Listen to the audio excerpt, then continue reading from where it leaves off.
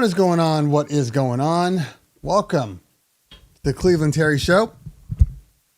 Not to be confused with random, repeated DJ questions every single week. We don't have to do all that. But we do have some DJ tech in the show. And we have some human tech and some family tech, some automobile tech, some tech. We get a little bit of everything. And that's what makes this show enjoyable to me. When it's all said and done, it has to be enjoyable to me.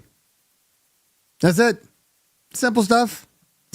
I have to want to be able to come on this show and talk for sometimes 2 and 3 hours.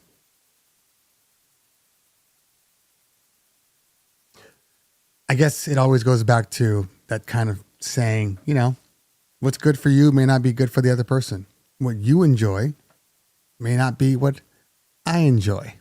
So today we talk everything, anything and everything. I noticed there were a couple of questions that are, that were in the comments. I'm going to tag those right now so we can discuss them at a later point in the show. As I said before, we always, pen message. We always, like to give it a little time for people to show up, because if I start off immediately, you know, undoubtedly someone's going to ask the same question 40 minutes from now. And I just appreciate people coming on. So, you know, I'm feeling like we help each other by doing it this way.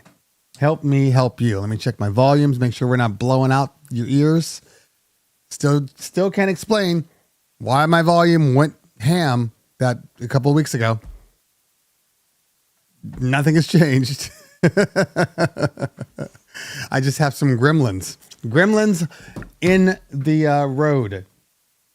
You know, it's funny because I have all of these, you know, I got a lot of gear. I'm not going to lie. We know this. And I get a lot of gear from people and I just like activate it. And then I just start rolling with other things, you know, with like, I'll activate the Rode Podcaster. I have the DLZ from Mackie, which is actually really good. The DLZ Mini, not the humongous thing. That podcast mixer, as great and as powerful as that thing is, way too big, like way too big. So they made a mini, and I love the mini. Absolutely love the mini. I have this podcaster here, this Rodecaster Pro, and I know that they've come out with some new ones, some smaller ones, some ones that add video, all of these little things. And I still love it. I think it's great.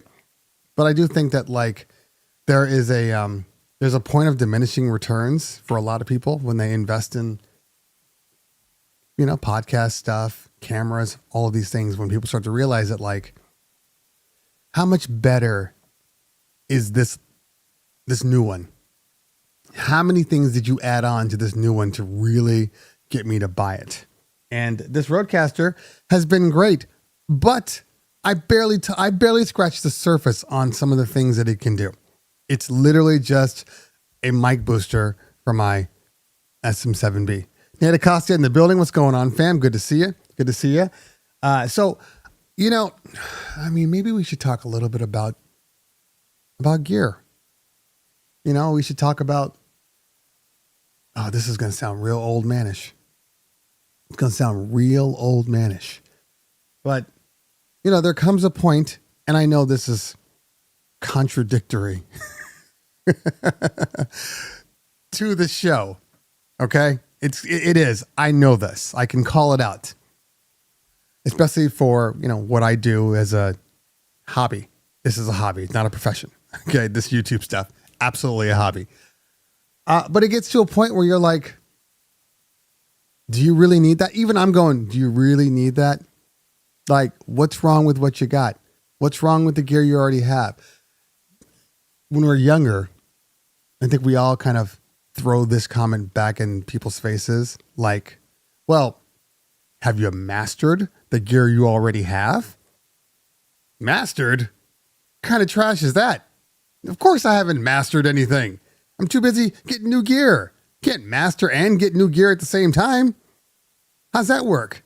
So I have experienced this firsthand, like legitimately firsthand, where I've gotten into a place that I have had so much gear at my disposal. I've struggled with my normal gear. I've struggled with the base gear. Like, there's nothing more embarrassing. Okay. When you're doing as many things as I'm doing in multiple gear and multiple software and OSs, it's really embarrassing when you have to ask a DJ, hey, how do you turn off the play tracks in Serato? Because it was just one thing that I had just not touched in a while because I've been doing so many other things. And I felt like an idiot. I'm like, don't tell me the DJ YouTube guy is asking how to clear the tracks played in Serato. By the way, still to this day, the dumbest change that Serato 4.0 has made out of all the things that are great with Serato 4.0. Moving the tracks played from, I think it was either the history tab or the other tab, putting it in the settings, got to be number one dumbest thing. And I hope they change it back, even though I know it's not hard to just click on the little gear icon and then click on I don't want to do that. I like it where it was, and I don't feel like I need to go in the settings. So now I have to turn on, reset playlist or tracks played after close, which I never had to do before because I could just go into the setting. Now, people are probably like, well, why aren't you using DJ? You were using DJ. Why are you back on Serato? Well, I'm using a System 1 as my current daily driver. And I'm very happy with it. Except for DJ. I'm gonna give DJ a little bit of a pass. Because I know it's a little more technically challenging than like, oh, a new, mixer came out for Alpha Theta, Pioneer, or whatnot. Like, I know that's just, volume, inputs, outputs. But like when you're dealing with multiple screens and OLED screens and all those things, even though there is this little thing called a Rain Performer, so I feel like it shouldn't be that hard. But needless to say, they haven't come out with the update yet. So because of that, I am forced, as long as I'm using the System 1, I am forced to, I can only do one pin message at a time. That's annoying. I was forced to use Serato. Don't get me wrong. Like I said, I'm a diehard Serato guy. I've been using Serato forever. I love DJ. I love Serato. There are things out of both of them that are that get on my nerves. Okay, there are like some not so much drop deads, but just like, why does it do this? Why does it do this? My biggest gripe with Serato. What is my biggest gripe with? Well, two gripes. One major, one small. Or I should say one that, small. The not having multiple streaming services can be a problem. And I will explain why it's a problem. Okay? Why multiple streaming services are important. And it's just a expense that we're going to have to pay as DJs. Okay? We'll get right back to that one. Two, the adjustable beat grids or the dynamic beat grids that are found in DJ and now in virtual DJ, they're just fantastic. They are fantastic. And once you start using them and realizing how much better it makes your performance, give or take, there are some caveats to it. it's really hard to go back. It's really hard to play like Dancing Queen when you know that on the like second bar of the chorus in the beginning of Dancing Queen, it speeds up a little bit and then slows down. Like that's DJ work. We got to ride the jog, right? I don't really have to do that with DJ. And that's been really, really nice. So so every time I'm using Serato, I'm thinking about these songs like, oh, that's right. I have to like really ride this. Well, I didn't have to think about that in DJ. I could just really focus on the performance. But there's some things in DJ. I mean, for the fact that, I still don't have a System 1 update. I need some crate refinements from DJ, like a crate search, little things like that. But they're both great programs, respectfully in their own rights. So I'm okay with them being different. I don't want the software to just be the same on everything. Okay, so here's the issue when you lack multiple streaming services. Okay, now I am an Apple Music lover. It's in my ecosystem. That's what we use as a family. Although my daughter decided she uses Spotify, but she pays for it for her own self. So do your thing.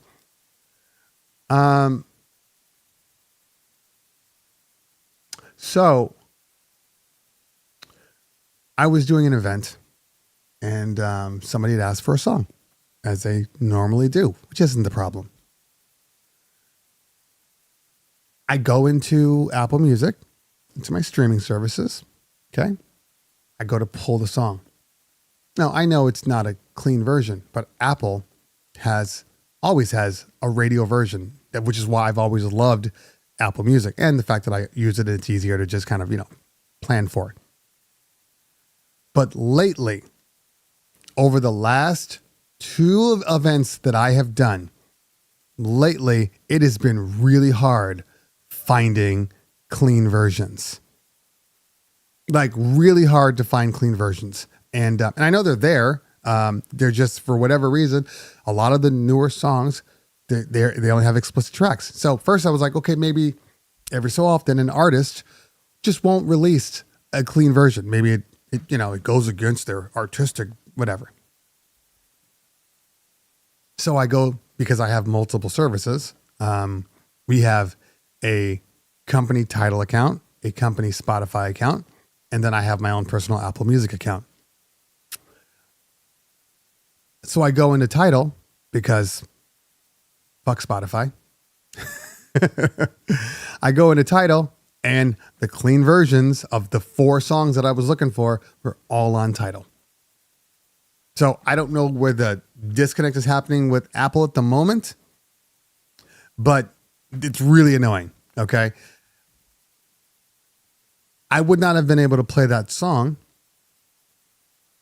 if I didn't have multiple streaming services. I would have gone into Apple Music and said, oh, sorry, I only have a dirty version. I can't play it. Check back next time.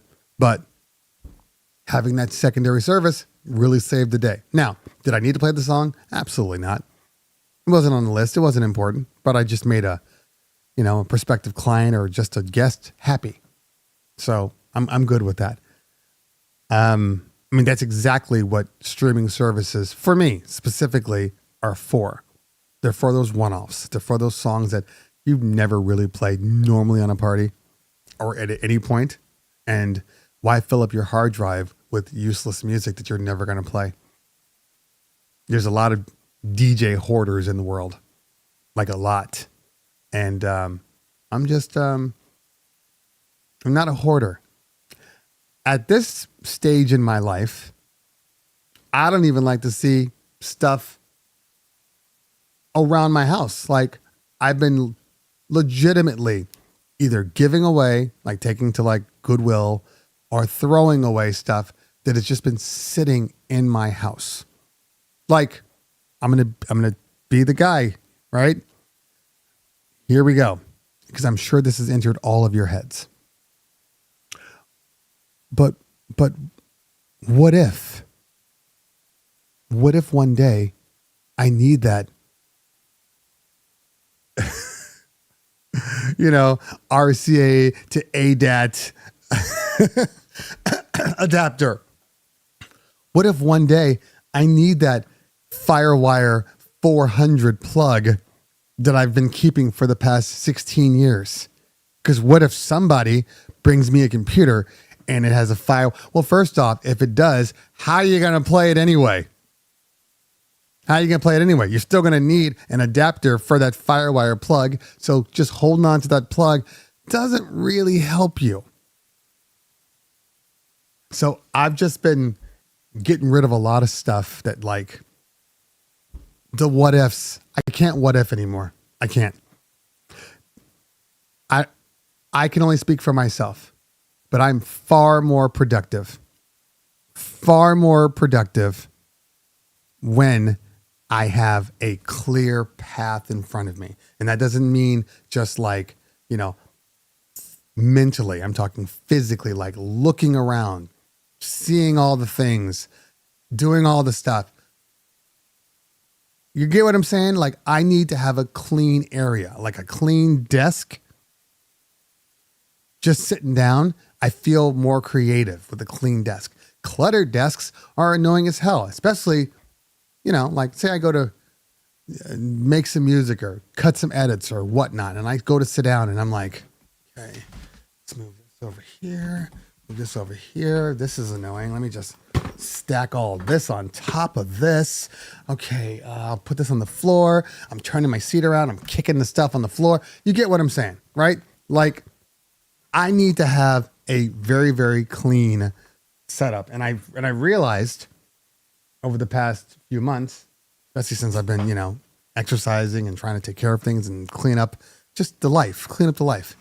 I realized that that's been a part of my roadblock. Has been just the utter chaos that is my office.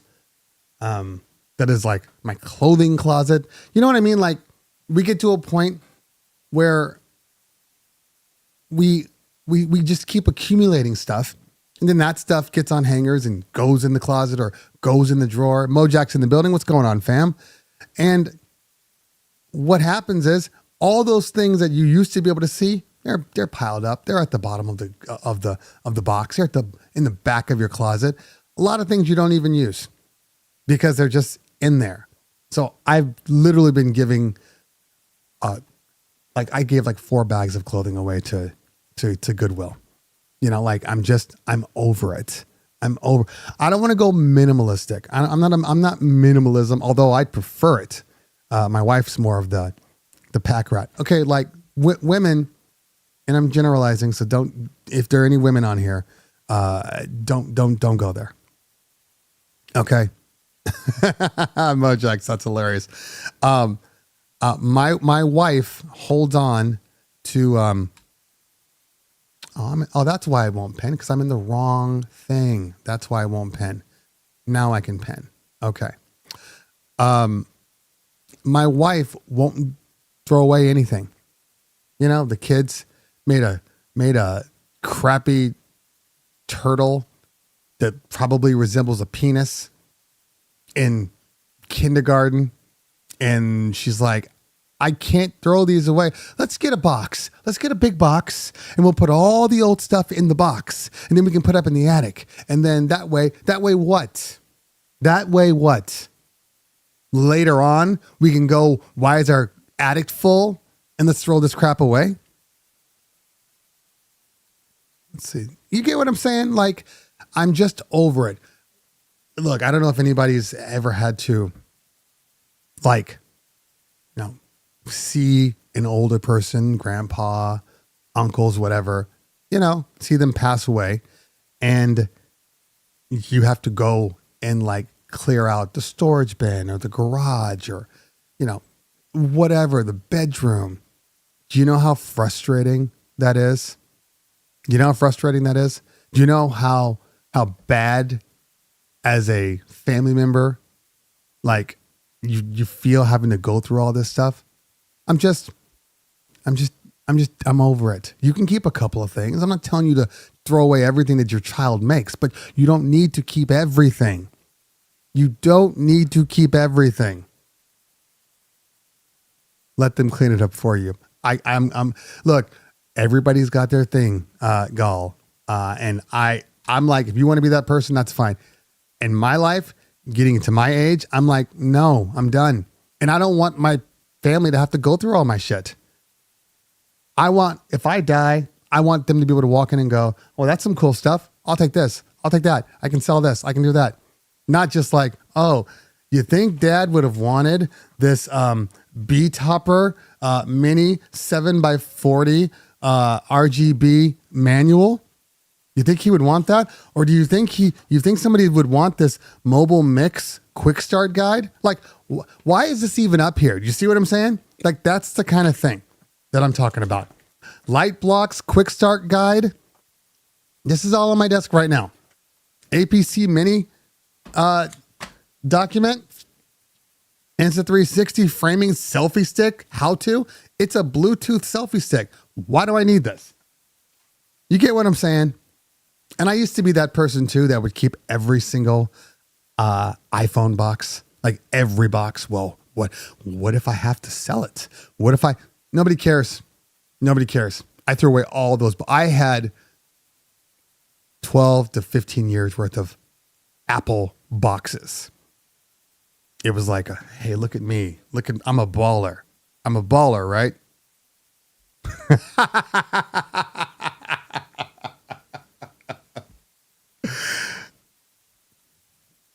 Don't go there. Don't go there. Don't go there. And you know, the funny thing is, all of these manuals, for the most part, every so often they do disappear, but all of these manuals, they're all online now. You know, that's the kind of stuff that AI is really good for. Like AI, just go through the internet and find me the manual for this, because every so often, especially if you have like you know, the overseas, like the Chinese flights or from anywhere, right? And you'll get a manual, and then you'll toss that manual, and then you'll go to have to either do something like program them into your WMX1 or something like that. And you'll pop it in and you're like, where's the manual? So I know what the colors are and what the DMX gone. That's annoying. That is really frustrating. So what I do for all my manuals, when I get a device, I usually go online and I just pull the manual, and I have a folder on my Dropbox, and it's in my Dropbox for a reason, with all of my manuals in there. So that way, if I do end up I go somewhere, or I'm you know, I get to a venue and I'm like, oh, I have to do this, I have to do that. And now I'm like, where's the manual? I don't know. I can always pull it. You know, like a lot of things, like what's the default password to this piece of gear? You know, that default password, which could be just 111. Matthew, that's exactly what I'm saying. All of mine are online on PDF, and they're and it's great. I don't think about it. I just know they're there. So that's what I would recommend. Okay. So multiple streaming services for me are important. I mean, I think it's kind of like the same thing with like record pools. You know, there are certain record pools. There's certain record pools that have a certain great music, and there are other record pools that have other great music. Normally, they don't always have the same music. So having multiple record pools does come into play. Although I will tell you, look, anyway, that's a whole nother story. Oh, absolutely. I agree with this. Yes. It's a lot of times I will change the names because the PDF name is like manual, Chauvet manual, like Chauvet what? I need to know exactly what it is. So when I search, usually if I'm searching for a manual, I'm searching because I need that information right now, like right now. So I don't want to mess around with that kind of stuff. Okay.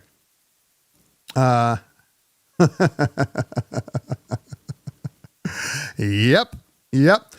So we could talk about that real quick. So Mojax was talking about the Wolfmix. I mean, we talked about this a couple of weeks ago. The Wolfmix and that Wolfmix wing that's coming out. Which, by the way, Mojax, I might need your help on this one, because I believe the Wolfmix wing, which is the add-on accessory to the Wolfmix, is only coming out overseas in April. And they're like, and then sometime for America, second half of the year. I'm not waiting that long. So Mojax, if you see some money and show up in your account, you'll know what I need you to do for me. Okay. I'm just saying. Tweak Music Tips in the house. What's going on, fam? Good to see you. So I do want to say, look, I don't know if everybody is on Twitch that is on this show. But there are many, many great shows that are on Twitch, just like there are many great shows on YouTube. I was on Twitch for a long, long time. I will go back. I haven't figured out what I want to do. Do I want to do production? Do I want to do DJing? Like, I haven't figured that part out yet. Because Twitch, that part is really just for me.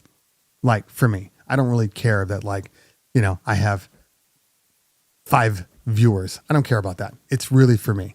And it's a way to just keep me like, on point. But Tweak Music Tips, DJ Kova has I don't know if he does it quarterly. I think it's almost been quarterly, I think, where he does DJ contest on his Twitch stream. And first off, the numbers are huge, like huge. I mean, I think he did the final on Wednesday, and I think he topped out at like 1,200 viewers, like just like crazy numbers. Okay.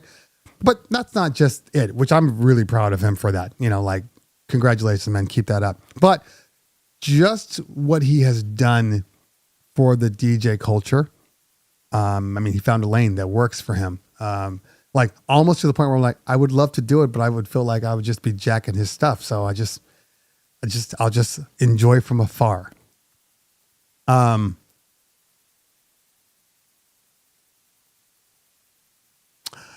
We'll talk about Maestro in just a minute. XTA Deuce. But if you are on Twitch, or if not on Twitch, get on Twitch. And I mean, I always usually announce that he's doing his battles. Go watch him. It's all of your fellow DJs, some really experienced, some just starting out, that are just putting their artistry online. Just doing it. So, and he's had some great.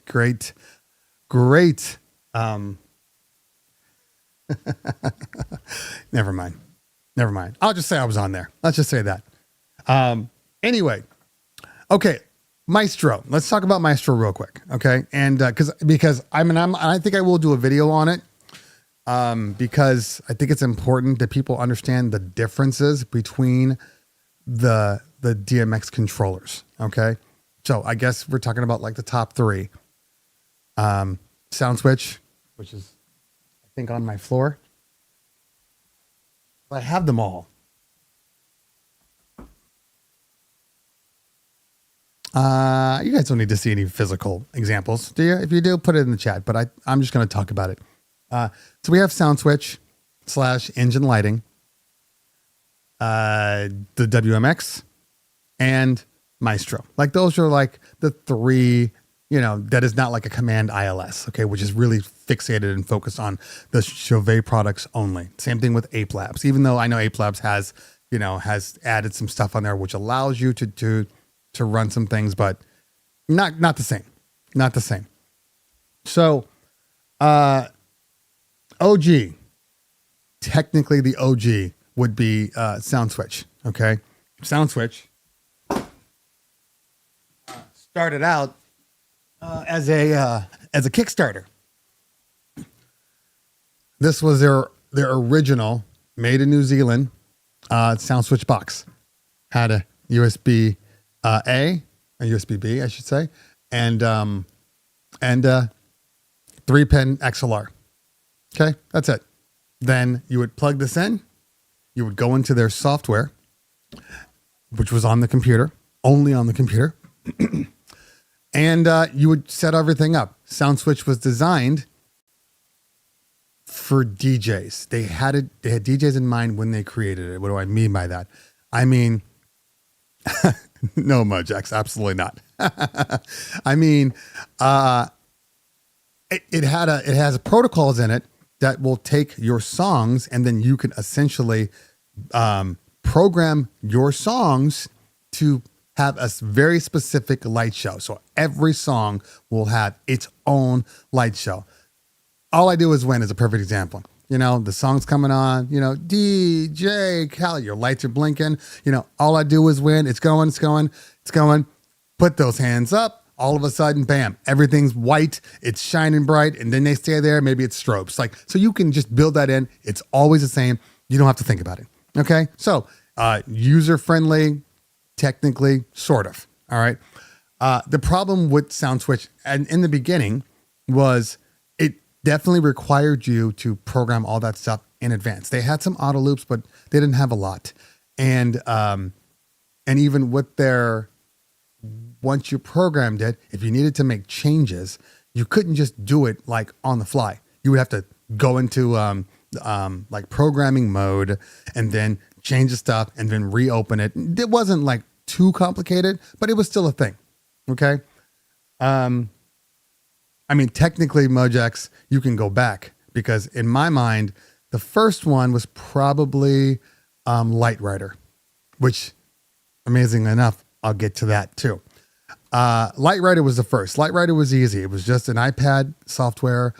You would use like the only one that would work with it was either like off the market wireless DMX or the ADJ My DMX line.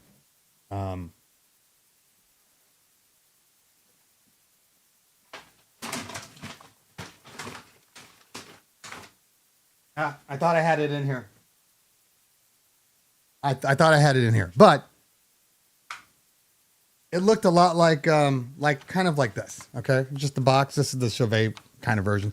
Just a box, and then it would output to iPad protocol, so you could control it. Problem with that was ADJ was notorious for just the box just going out. It would just reset itself. It would just reset itself, and you're like, yeah, the FlareCon, thank you. It would just reset itself, and that was one of those, what the hell is the default password? You would have to literally put it to its default in order to get it to work properly. On a party, having stuff like that go out on you is a nightmare. So I'm like, I can't use it anymore, even though to this day, Lightrider to me is my favorite controller for movers, specifically for movers. Okay, we'll get back to Lightrider. Actually, that'll segue in. Conveniently enough, the people that made Lightrider, okay, because Lightrider basically had kind of preset mover swings, and you had multiples where you could kind of change it on the fly. You did have, like I said, you did have some washes, but it just was too hard to do washes on. It was just really designed for movers, for moving heads. Coincidentally enough, the Lightrider software that we've loved is what made its way into the Wolfmix, WMX1. It's based upon that principle. I think it was the same people that made Lightrider made this. So it was just fantastic. So there had to be a reason that I was like, I love this WMX. I like tactile. I like to be able to change things on the fly. I'd like to be able to move things. So when the WMX came out, it was a no-brainer for me. You know, like a no-brainer. It just does what I needed to do. I can make edits on the fly. I can make my changes. I can have fun with it. The WMX1, in between WMX1 and SoundSwitch. SoundSwitch was more set it and forget it. WMX1 was, let's control this thing and really put on a light show of our own and make it customizable to any party we're doing, you know, and just make things on the fly. All right.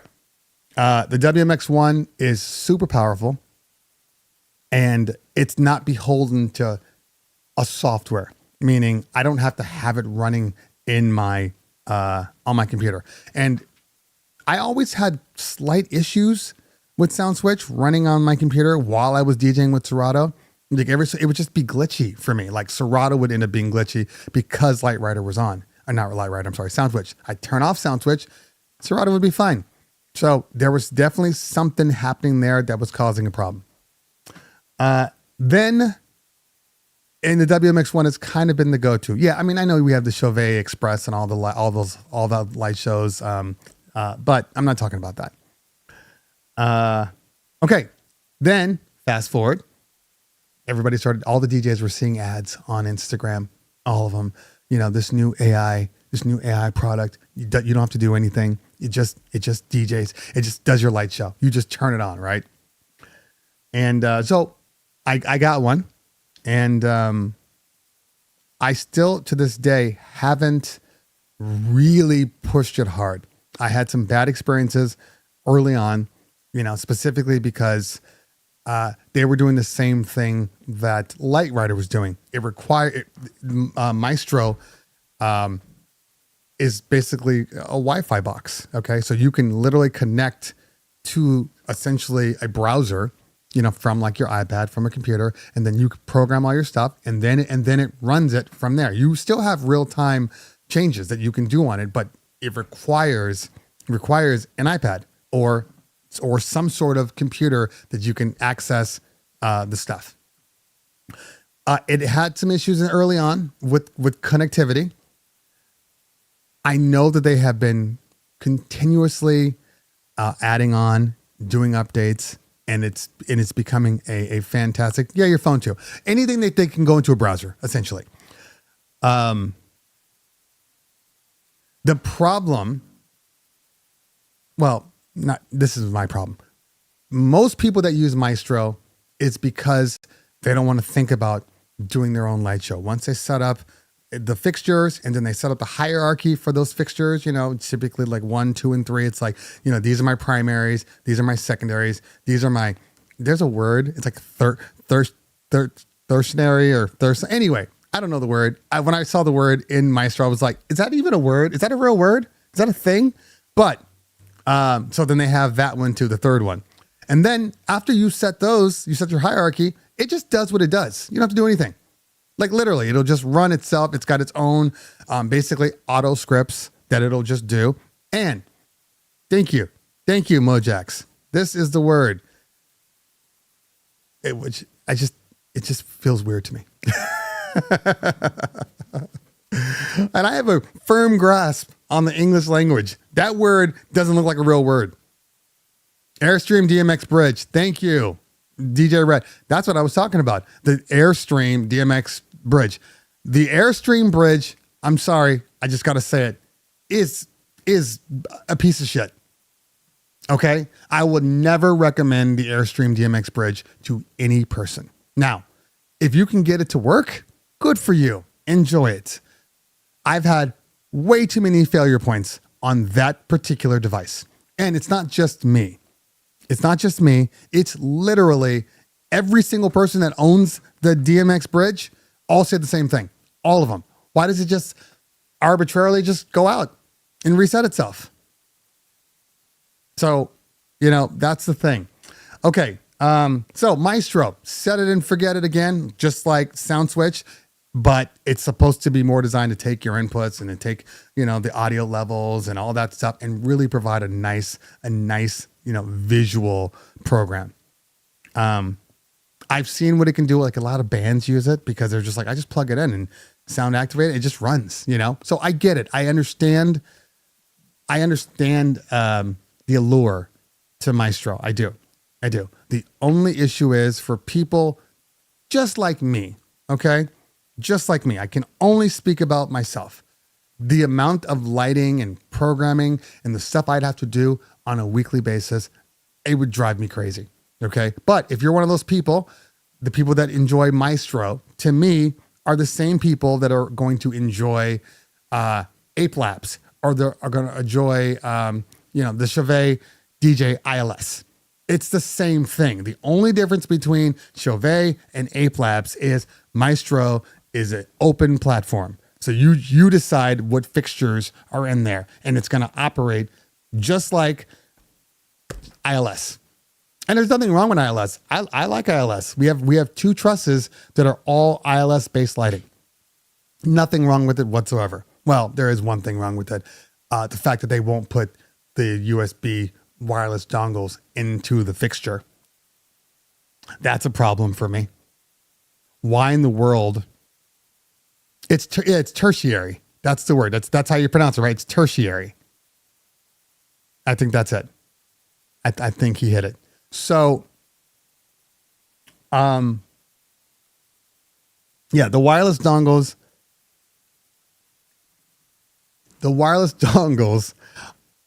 on the Chauvet lighting,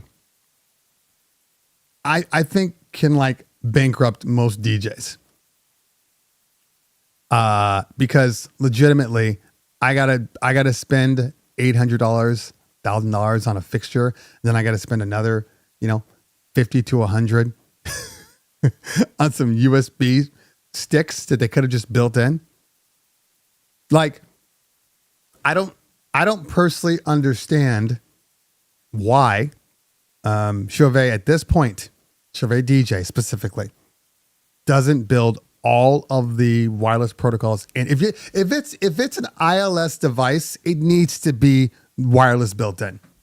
It needs to be wirelessly built in. Don't make us buy thumb drives that we can break, that are hanging out the back, that are easy to fall out. Somebody can just, you forget it at home. Like all of those things, I'm done with. It's so dumb. The amount of money they charge, which always leads me back to, I'm going to give you 2 sides of the story. So either, okay, and they're both bad, no matter which one you look at, okay? But this is options for Chauvet. Either they make a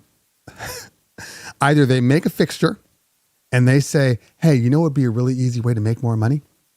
Is if we just don't put the USB dongles in there and we have them buy them, but we won't sell them in like ones. No, we'll sell them in 3s. We'll sell them in 3. We'll sell them in 7-packs, 5-packs.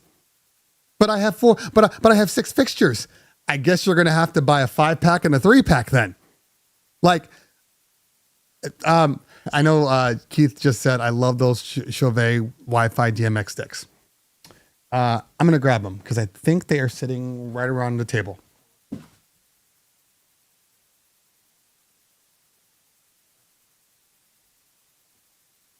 Yes, they are. Okay. And reason two would be they don't make their own lights. They don't make their own fixtures. So they have to give the USB protocols because it's not built in by it's not built in by them. Now, I know this is like evil talk here. Chauvet makes all of their products. They have a little Chauvet guy in the back, a little Chauvet Oompa Loompa making all their lights. We all know that's not true. So either way, it's bad because Chauvet always says we make our own stuff. It all comes from us.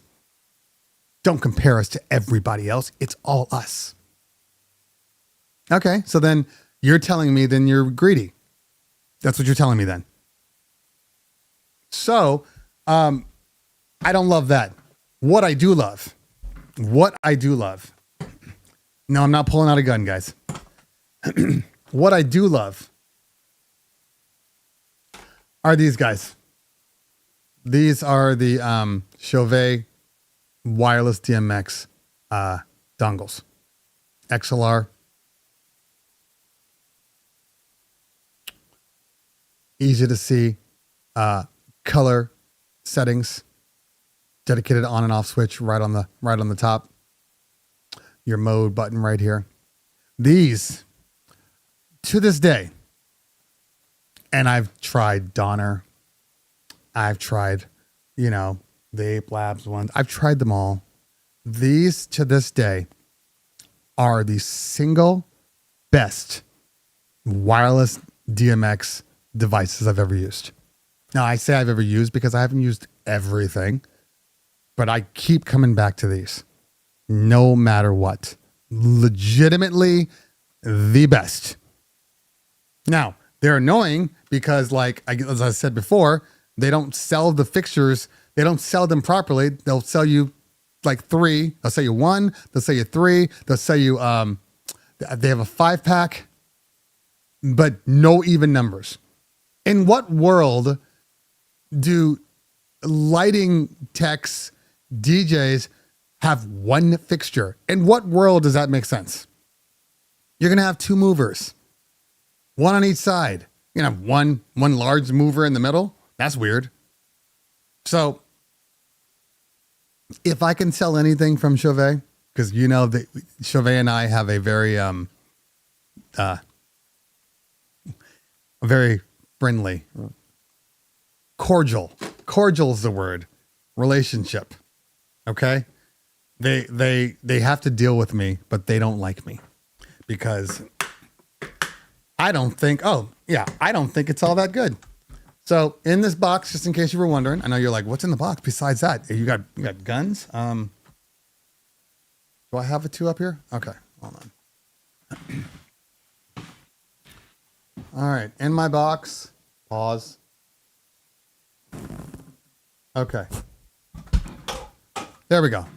I have multiple Chauvet dongles. I think I have 4 dongles, and I have I'll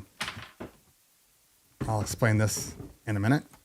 WMX1 version 2. Because it has the extra USB in here. USB-B and the USB-A. And then I have the charging box for the Chauvets. Now, this charging box is a serious point of frustration for me because the contacts don't always sit properly and they don't always activate the charge. Now you see here, this one comes in 8. They thought about this. This comes in 8, but nothing else. So the charging connectors are here. Clean up. Get out of my face. There we go. The charging is here. This little ring right here. So you have your little contact points, right on the bottom there. They just, they're not the best. But also on this box, you do have, your top charging, but then you have USB ports right over here. And then you can plug those in. And I have a couple of USBs with like breakouts. The one thing I don't love, because they're older, is mine. I don't know if the new ones even have USB-C, but mine have the micro USB. So I always have to keep micro USB around. That's kind of annoying. But again, they can charge off both. They run forever. Then I have this guy.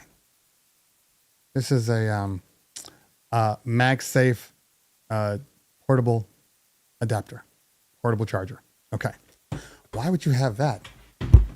That doesn't, why do you need that in your box?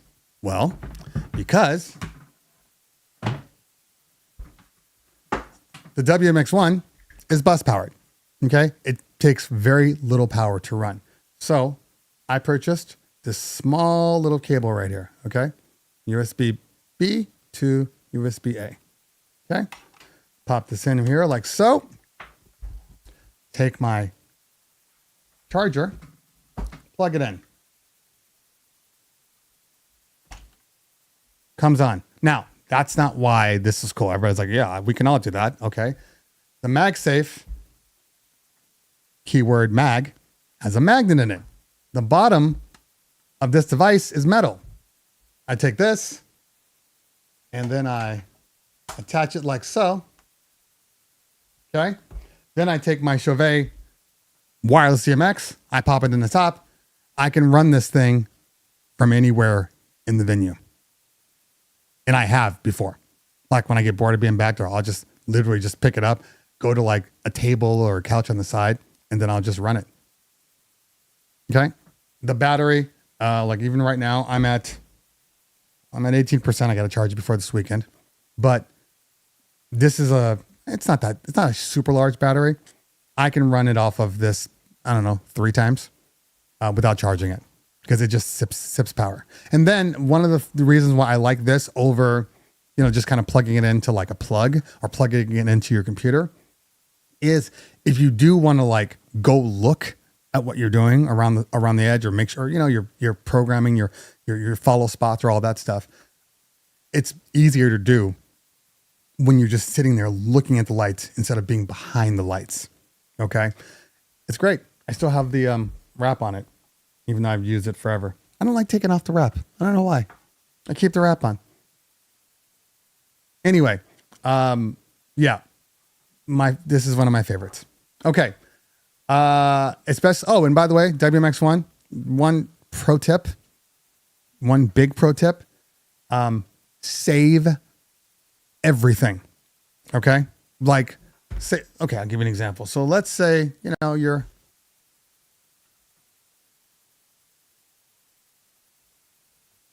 this, there we go. All right. So let's say that, you're in here, you've gone into your live edits, you've made some changes on your live edits and, you've done all the stuff and you're in here and you're, okay, these are the fixtures I want to edit. And you go in here and you change everything. You change all this, right? You go out. Okay. You can go home and then it'll say that new update to your immediate program. Problem is if you just unplug on accident or, I don't know, the battery dies or whatnot, all of those changes are gone. So here, I know you don't need to see me, but you need to see me. Okay. So all of those are gone. So when you make any changes to your light show, you need to go, not into there. You need to go into your projects. Okay. You need to save, and then you need to save it over whatever you got. That way, when your power goes out, you're not left with your ass out, because I've done this. I've gone through and I've had, maybe 8 movers. I got a couple of movers that are just being like, kind of fixed position gobos. I got the party movers and the wash. I'll probably have 2 washes and probably 2 gobo style movers to go along with it. And you do all that stuff, right? And you get it all perfect. Party starts, everything's going great. And then at some point in the night, something happens, your plug comes out or whatever, and I didn't save it. And I had to redo all of that stuff on the fly. That was annoying as hell. Absolutely annoying as hell. So constantly save. I don't know why they just don't do an autosave, in all honesty. Like, that would solve everything. If I open up the Wolfmix, okay? So you open up the Wolfmix, you go into there, you add all your fixtures, blah, blah, blah. You set the DMX channels, you do that, and you go in and you go into here. So these projects, there is a default project. I don't have to open up a project. It's going to default to the last project that I have saved in here. So like say for right now, and it's probably hard to see, there's a Wolfmix demo, CTB all, Lux, that's a venue, Bees on stand, that is the B Topper B lights on stand. Santa Barbara, this one had a very specific venue that I had to program for. So, and I didn't want to use my CTB all because that would not make sense because I'll go to a regular venue and then I'll be screwed. So I made one that was just for Santa Barbara. Okay. If I load up Santa Barbara and I pull the power and I open, it's going to open up with Santa Barbara. So it would be real simple to just make an autosave after any correction. It does it anyway when you add fixtures. Anyway, very annoying. Very annoying. So that's probably the one little thing. But the wing, I guess Mojax hasn't seen the wing. The wing Mojax is a added piece of hardware. I'll put on this side since it's easier. But reverse this. And then on this side, this side, you have a full-on wing, like make this into two. And now you have actual faders and more buttons and more dedicated buttons. So I'm like, that's what I wanted, because the biggest problem with WMX1, as opposed to getting like a lighting console, which I didn't really want to do. But let's say I do have, my uplights on this one. I got a mover here. I think this is my B topper movers. I got my color key movers. And then I have like a kind of a generic mover, depending on if I'm switching back and forth from like an AGJ or something like that. Okay. And these aren't the movers. These are just named. All right. They can be anything within here. Like I can have multiple movers sitting in one group, and then they all get controlled. So, once I do that, oh, hold on. I lost my train of thought. What was I saying? What was I saying, people? There was something I was just going to get to. Anyway, so if I'm sitting here in my move effects, okay, and basically just like Light Rider, these emulate movements. So this one is like an up and down one. The lighting literally just goes up and down. This is your left and right. This one kind of goes in a circle, hence that, just like that. The 8-ball kind of does this. Thank you, faders. Thank you, Preacher Man. And this one does kind of a weird thing. The Staying Alive one is just bizarre. And then your Maestro. But what's cool about this is, like, let's say I'm in this guy right here. All of these settings here are other options, right? So I can literally go into these, change the order. There we go. Sorry, forgot. I can go in here and change the order. And if I go into this type of setting, now, depending on how many fixtures you have, they'll do completely different effects. Like this is where you would run, chases and, all of those kind of cool things. My son literally took the WMX, just put two pars washes on just different channels, and it literally ran the show for him. So there's little things like that, your speed, you can change all that, sound activated, etc. And then we can go to like our color effects. How easy is it just to say, I just want all these colors to run. Oh, what is it? What are your primary colors for this party? Oh, red, white, and black. Cool. Okay. So I'm going to turn off all of these guys. We're just going to keep red, and maybe we'll keep white. And I can do that for all of my fixtures, just like that.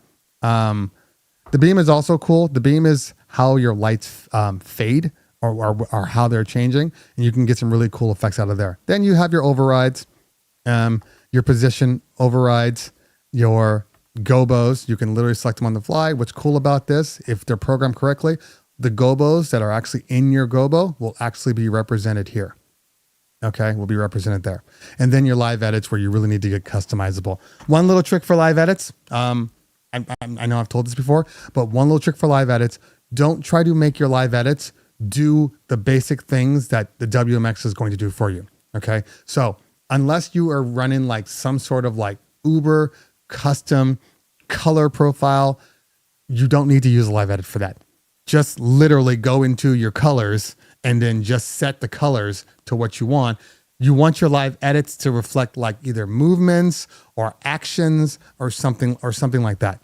Because when you go into your live edits, you just want to be able to do, like, for instance, like I have for my color keys, because there's multiple gobos in the color key. There's there's a standard lighting wash, and then 2 gobos, but they only put the main gobo in the gobo options for me to change them on the fly. So I go into here, and then I can set my gobo in here, right from in the system. And then that way, when I hit this button,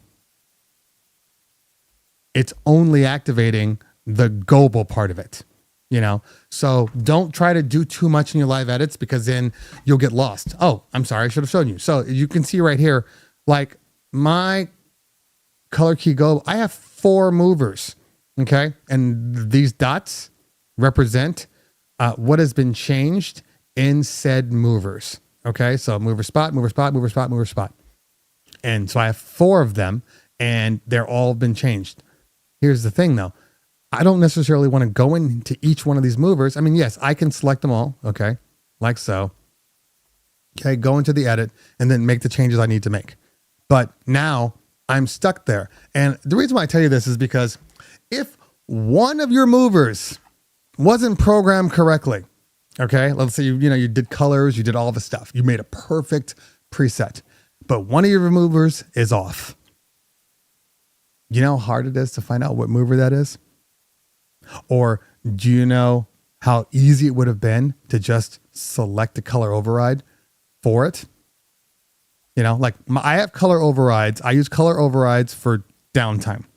Okay. In other words, people are coming into the room, people are eating. I'll do a color override. It just stays on a fixed color for like my uplights around the room, even the movers, and I'll do a color override, even if I'm not blacking out the movers, which a lot of the times I do black out the movers. So that's what the color override is for.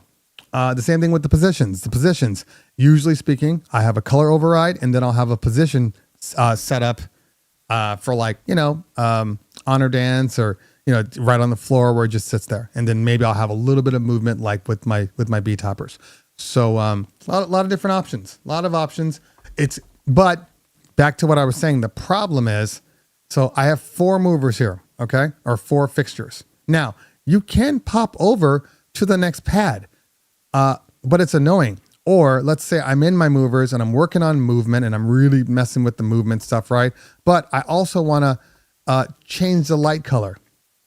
Or I want to, I know I have the dedicated strobe, but you just want to make changes on the fly.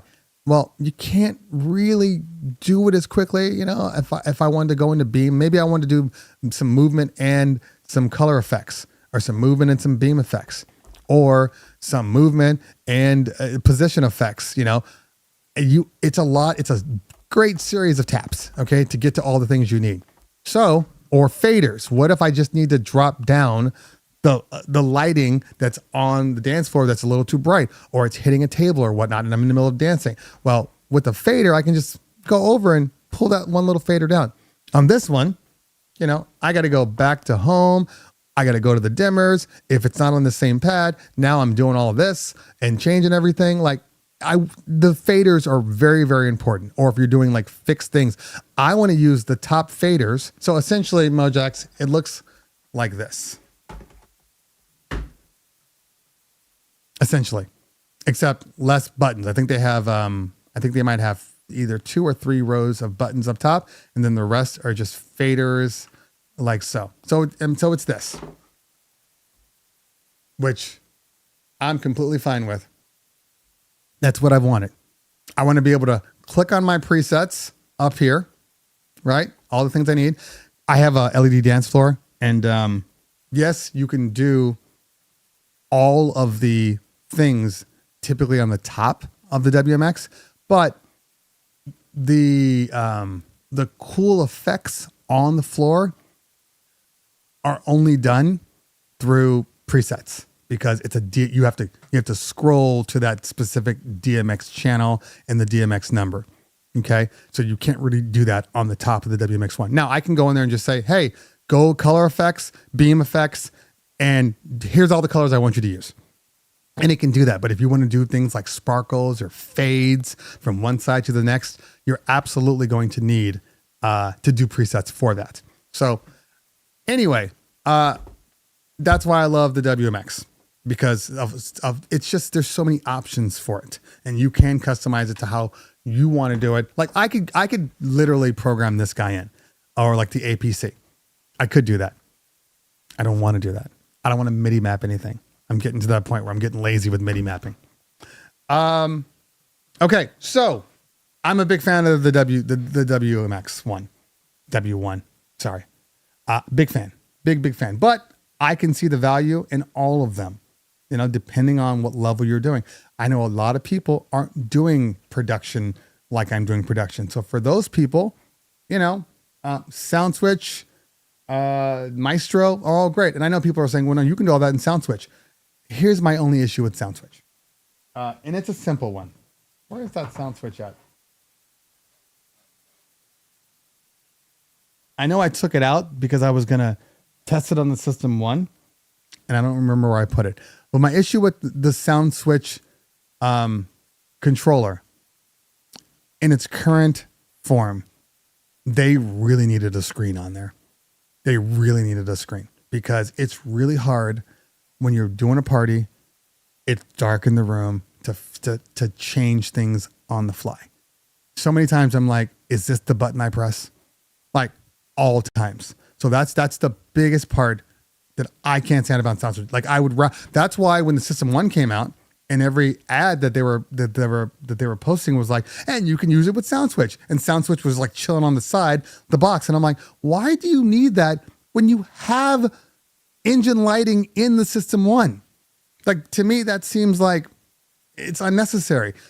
So for me specifically, I will probably use sound switch again, just for my standard DJ parties, not when I'm doing production, but my standard DJ parties, because I still have the original box. So I can plug this in and put this in my furniture, just mount it in my furniture and never have to think about it again. And I can do everything from within engine lighting. They do need a hotkey. They need a hotkey on the System 1 for engine lighting. Yeah, exactly, Matthew.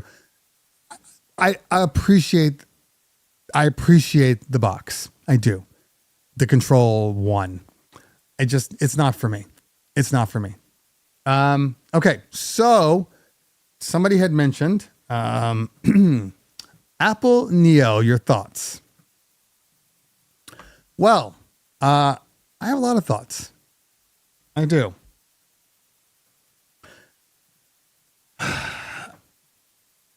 First of all, I think it's a fantastic computer. I think in general, it is a fantastic computer. For your average person,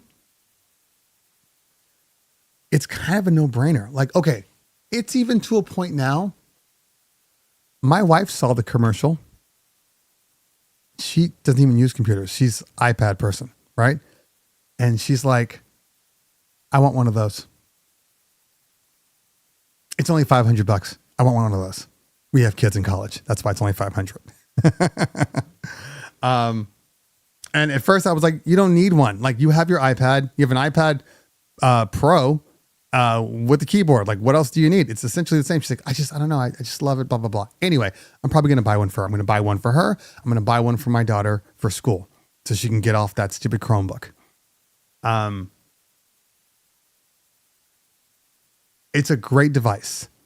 The A18 processor, when it's all said and done, and people are like, it's a cell phone processor. So is the M1. So are virtually every ARM processor on the planet. Started out as cell phone processors. Okay. So that doesn't matter to me as much. The A18, the A18 is faster in single core than the original M1. So if we're just sitting here talking about every time somebody asks, what computer should I get? I need a computer for DJing. What? And I flat out say anything with an M1 processor. Anything with an M1 processor. Anything. M1 MacBook Pro 14, my favorite computer. My favorite computer to this date. Well, not my favorite. The 12-inch MacBook was like my guilty secret favorite. But as far as like performance, size, portability, the MacBook Pro 14 is the best computer Apple has ever made. The best computer. It is the perfect size. It is the perfect amount of power. The best. So I have a 16. I have an M4 MacBook Pro Max that I use for the LED wall.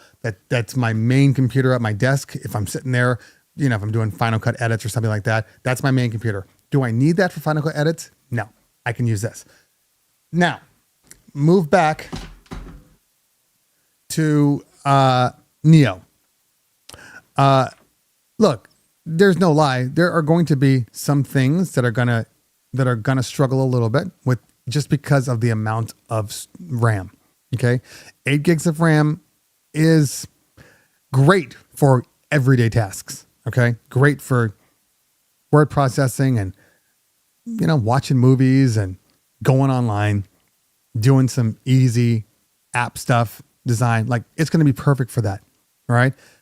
It's going to be perfect for people that use DJ. Okay. It's going to be perfect. It's going to work. It's going to run on Serato. I know it's going to run on Serato. The only problem is, as things progress, as things grow, as software gets updated, I'm more concerned with the 8 gigs of RAM than I am concerned with the processor. It's not the processor. It's the RAM. I have a feeling that next model, I think that the baseline is going to be 12 megs of RAM. No, 12 gigs. My brain is losing it. It's going to be the standard. I feel like it.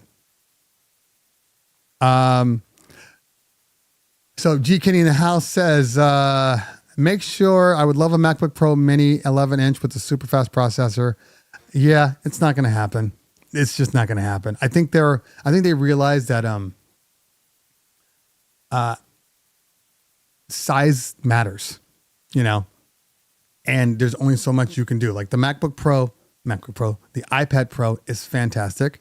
And I think it can run pretty much anything. And it's really frustrating that, they didn't come out with something like that. That would be fantastic. I would use that every day for DJing. But Bay Area crew meetup. But in general, I don't think it's going to happen. I think they're done with the super small ones, because the 12-inch MacBook, they had 2. The black MacBook to this day is still probably one of the highest selling MacBooks they've ever had.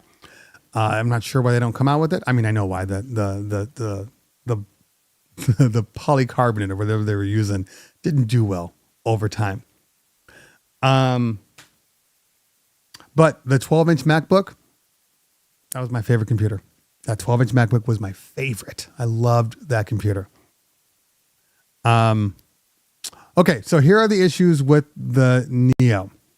Because my wife's like, I can use it for the photo booth and I can do that. I'm like, yes, but you only have 2 USB ports and one is power and only goes up to USB 2 and the other one is USB 3.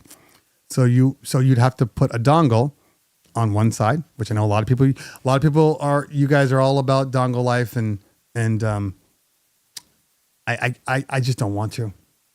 I don't want to. I don't want to have to carry around anything more than I need to carry around on a party. I have enough stuff that I have to bring every weekend anyway.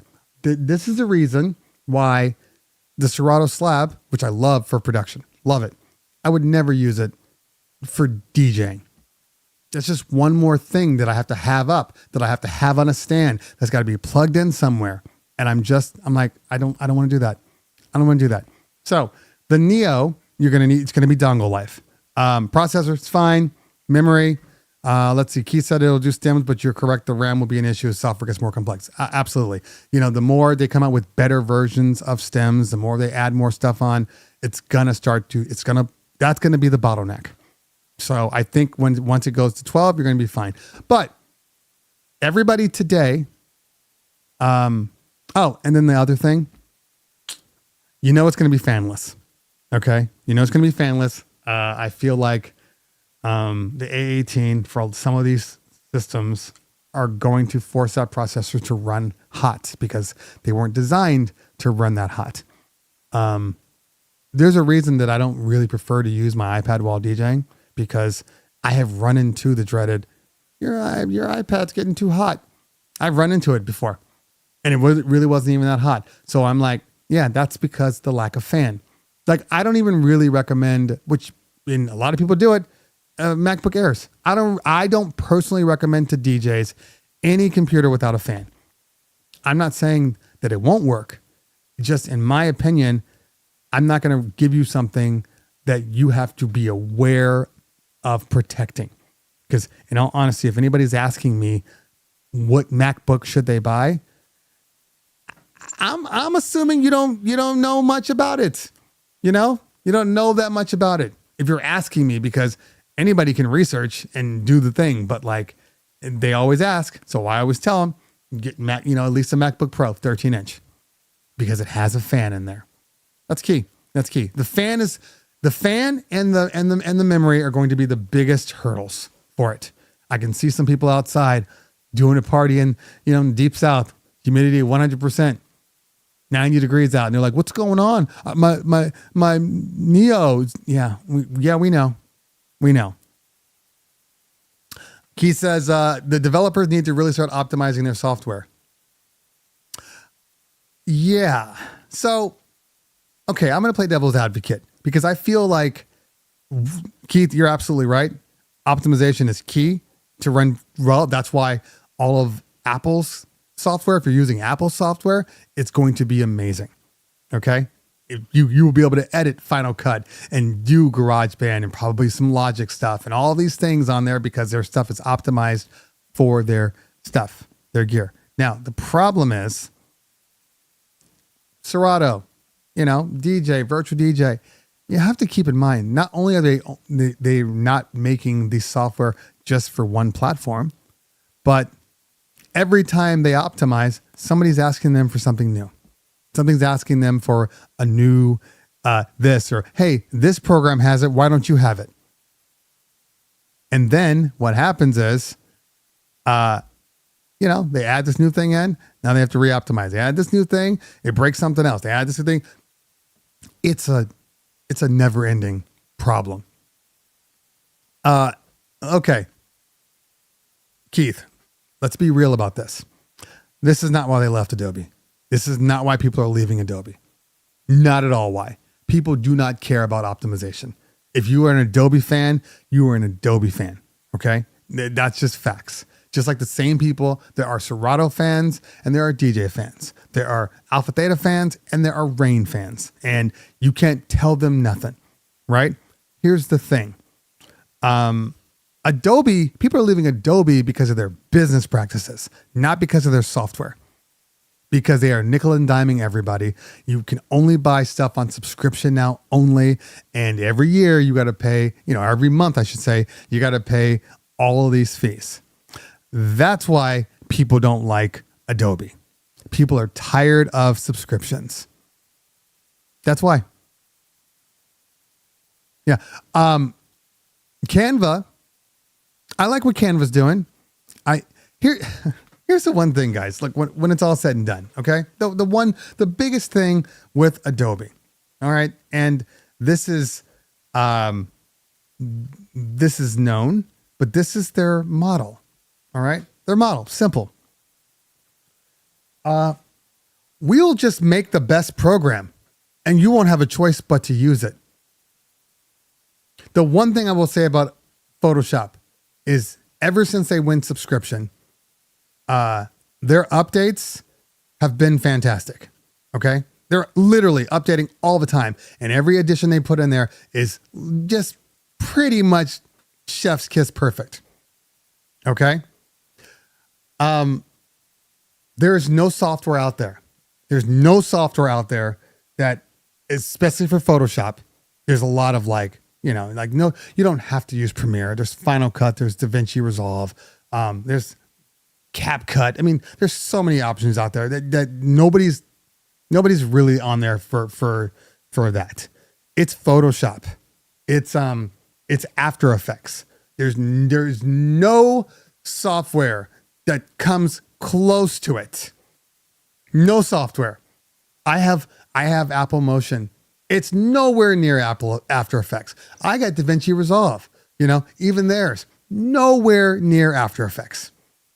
Photoshop, there's a lot of really good programs out there. Even Apple's, because they just came out with their Apple subscription, which gives you like Logic, Final Cut, Pixelmator, and then all the Pages suites and all that stuff. Pixelmator's really good. It's really good. The one that Canva bought, I forget what it's called, but that one, it's really good. Is it Photoshop? No, it is not. I have seen Photoshop do some things. Affinity software is great, but it is not Photoshop. I have seen Photoshop do some things that in my brain should not be able to be done with one click. And that's the difference. Adobe's masking and pulling out backgrounds is like voodoo witchcraft. I was going to say voodoo magic, but I wanted, add some more to it. It's legitimately what they can do. And I've compared it to multiple programs. Just that remove background. I don't know what Adobe does, but theirs comes out pretty much perfect. I was watching one guy who's a big Adobe Premiere guy and stuff. Oh, I know it's AI, but it doesn't change the fact that their AI is better than other people's AI. That's what I'm saying. There was the example he used was a person on a bike, like in front of like a newsstand or some store. Okay. And then he said, remove background. This person's on a bike, so it's got spokes and all that stuff, right? And he said, remove background out of all three of those. None of them, except for Adobe Photoshop, could remove it without having dirty ass wheels. Like you could see the problem it had, when it was trying to remove it from the spokes. Okay. Like it's that kind of stuff. I know yeah, guys, I know this. I'm on the tech show, remember? But even so, the generative AI is fire. Like the things that it's been able to do, I've started using the generative AI for like my main static backgrounds. If I'm doing walls, like I had one client, her thing was graffiti, right? And she didn't give me anything to work on besides logo. Put the logo on there, created a 16:9 ratio. Said, I need a graffiti background. And it was like perfect. The first one. And it gives you like, 5 or 6 ideas before you have to like add some more prompting in there. And that's what I used. I did her video montage, and I needed something for the beginning of it so we could frame it up. Just for shits and giggles. Anyway, it's better. Now, if you get the creative package or you do Canva, you're going to be able to do 95% of what like Photoshop does. Okay. The problem is that 5% is probably some of the most important stuff. It's that, because I don't want to be in Photoshop taking 20 minutes to do something. I want to get in and then just move on. Philip, maybe. And it probably, but good. That's what you should be using it on. I mean, the whole point of Adobe is to make graphic designers' lives easier. So if I'm a graphic designer and you're in the background following my steps of how I do this and how I mask and how I, block out, like I want you to incorporate that into your software. Because now you've just taken what would normally take me maybe 10 minutes and turned it into 30 seconds. That means I can be more productive and I can make more money. That's the whole point of AI. That's what AI should be doing. It should be making our lives easier, not replacing us. That's a whole nother story though. Whole nother story. So back to what I was saying. The Neo is going to be fine. It'll make a really good backup computer. It'll make a really good, like lounging around the house computer. It's $500, so you don't care if something happens to it. Like, it's going to be one of those computers. All your kids will have them. I mean, I think that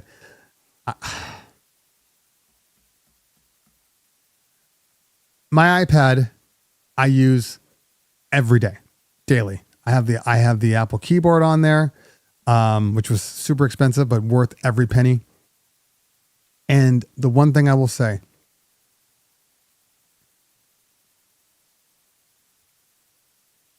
The only way to get me to not bring my iPad with me, the only way, because the argument has always been, well, what can you do on your iPad that you can't do on a computer? And for the most part, there's really nothing except, take the screen off and read it like a book or, something like that. Have it in a really small bag or whatnot. The one thing that prevents me from leaving the iPad, the one thing, no cellular service.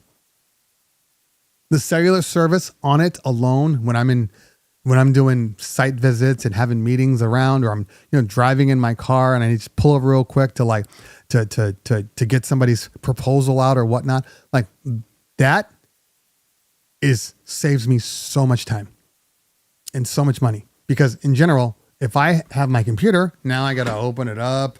I got to tether it to the phone. Sometimes the phone acts stupid and doesn't lock in. I can do all of these little things.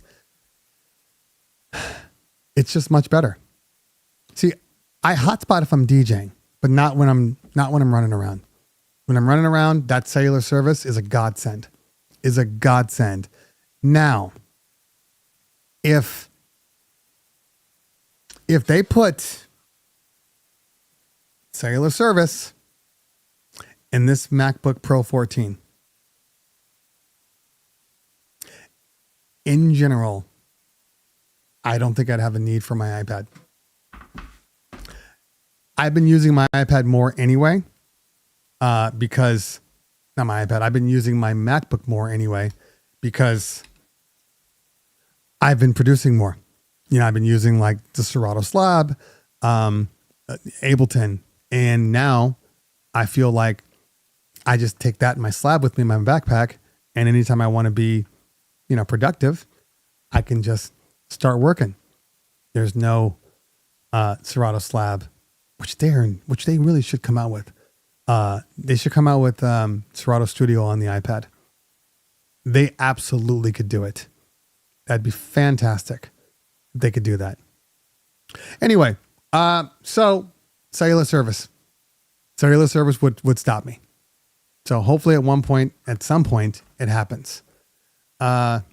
They finally found a way to make an Apple laptop. So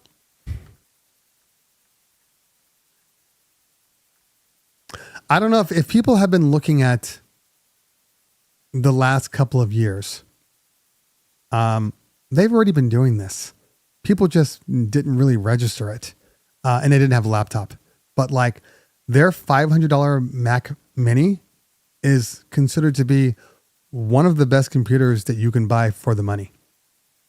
For the money. The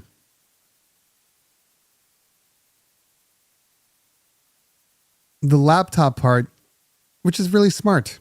Okay. They did something that people didn't think could be done, but because they're leveraging, this is the thing. People are always mad at, like, if Steve Jobs would have seen what Apple is today, he'd be pissed off. Like, I see that stuff all the time, and no, he would not. Tim Cook has legitimately created the most profitable company, one of the most profitable companies in America. But the reason that it is not necessarily because of the actual stuff they sell. It's the pipeline. It's the leveraging of your current stuff to make more stuff. All of these things are what now finally gets them be able to use, their A18. That's not in any computer, by the way. They're on to what, A19 right now? So this is just like overstock that they've already paid for. All right. Did they worked out the best deal possible? Everything on there, the screens, it's like overstock. It's lower quality panel, not as bright. Keyboard, still same old MacBook keyboard, not backlit. 2 ports, 8 gigs of RAM. But remember, even if, I mean, look, Apple makes 30% profit on everything they do. Okay. But let's just say, for instance, they said, we only need to make 15% profit on this one. Let's drop that number down. Okay. Apple, to this day, has always had their hardware push their software sales. Their software in general is so good, and it's only on Mac, that you're kind of forced to get a MacBook or to get a Mac Mini or to get any of these things. That's how they used to be. But now it's in services. It's in the App Store. It's in iCloud. It's in Apple TV, the software. You know, it's in the creative packages that they just came out with. It's in their services. That's where the money is. So they know Apple, nothing is upgradable. Nothing. I mean, technically speaking, your MacBook's not upgradable. Let's be real about this. Okay? So their software. So basically, they can stand to lose a little bit of profit on the Neo because it does multiple things. One, they're still going to sell you services. You know, you're still going to probably need, it's only 512 or 256 or 512 as far as the storage options. So you're probably going to end up using iCloud more. You know, you'll get that terabyte iCloud or whatnot just to save all your stuff on there.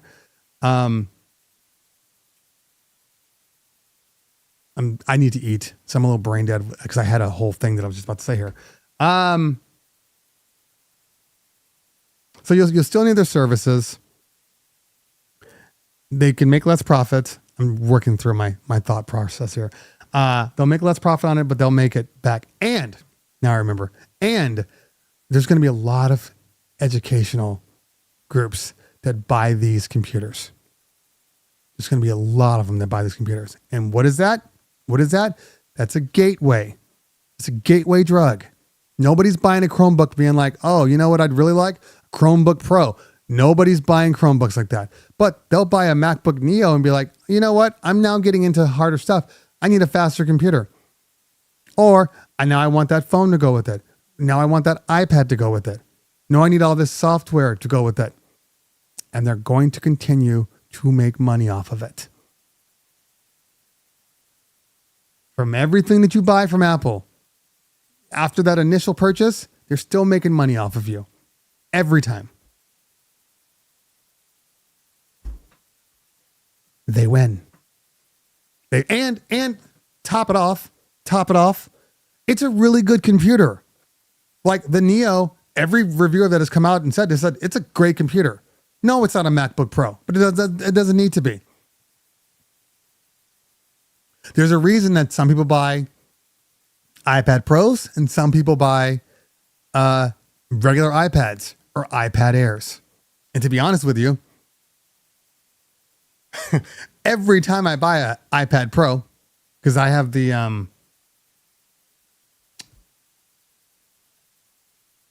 I think it's the M5 iPad Pro. No, M4. I have it. I use it every day. I don't think there's been a time when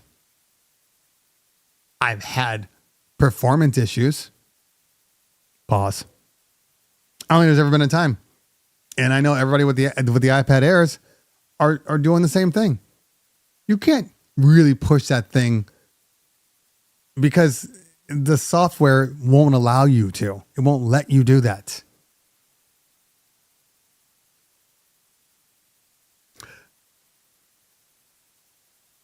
The next DJ software needs to run on Linux.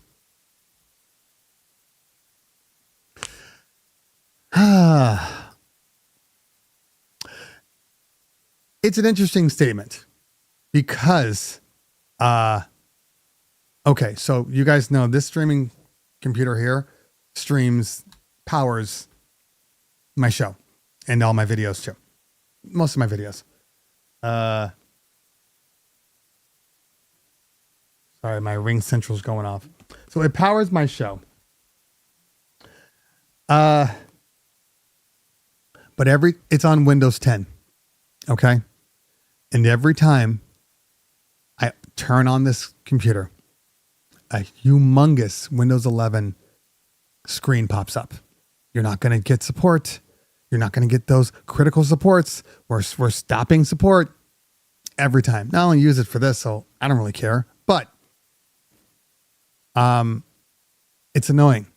And then I hear about Windows 11 and I hear about the debacle of what they're doing with their AI and infusing it in everything, and it's screwing up everything. And I don't want that. I don't want that. I don't want to upgrade. So as I've been using my Steam Deck, and now with the Steam, whatever it's going to be called, the cube, the square, the box, I forget what it's called. I'm going to buy one of those as soon as it comes out. I'm going to pay the premium for the RAM. I want one. That's my one guilty pleasure. I have $1,000 set aside for that computer. $1,000. That's as high as I will go. I'm hoping it's more like $750, but I have $1,000 that I will go. Anything above that, I guess I'll just keep using my Steam Deck. So let me get back to it. This computer been great, except for the OS. As I've been using the Steam Deck, I'm realizing that Linux, because I've had to do some back-end stuff and throw in some code to get Titanfall to work, little things like that, where I had to do it from a computer. So I took my Steam Deck, I plugged it into the HDMI port on my computer, and I had my keyboard, this guy right here with a little USB in there, and it's a computer. It's a real operating system. It works. It works well. Most of the things that are out, not most of the things, a lot of things. But most of the things that I would use it for, they have apps for. Like they have an OBS app that I could run it right on Linux. So, Philip, it's coming out. They said no matter what, it's coming out in the first half. So it'll come out. The price just may be crazy. That's it. They can still leverage though. They're going to sell a shit ton of those. They can leverage that price. They can get it there. Anyway. So over the last 2 weeks, I have considered installing Linux on this computer and then just running OBS from right in here and getting away from Windows. I can't stand Windows. Windows is trash. Windows has been trash. It's just not for me. So I think I might go Linux. I'm not really sure yet. I got to check and see if everybody, driver support and all that stuff, the plug and play aspects of it, just from my hardware, not like general hardware. I know it'll work with the keyboard. I've already used it with the keyboard and stuff, but if I plug in a couple of things with audio and all that stuff, I'm just, I'm gun shy just because I'm not as familiar with Linux. But, Linux is a good platform, as it should be. It's using the same kernel as Apple's, right? Apple OS. Don't they? It's all based upon the Unix kernel. Anyway, so yeah, that might be a project of mine. Maybe when we go down for I don't know. We typically go down for a few weeks in the summer.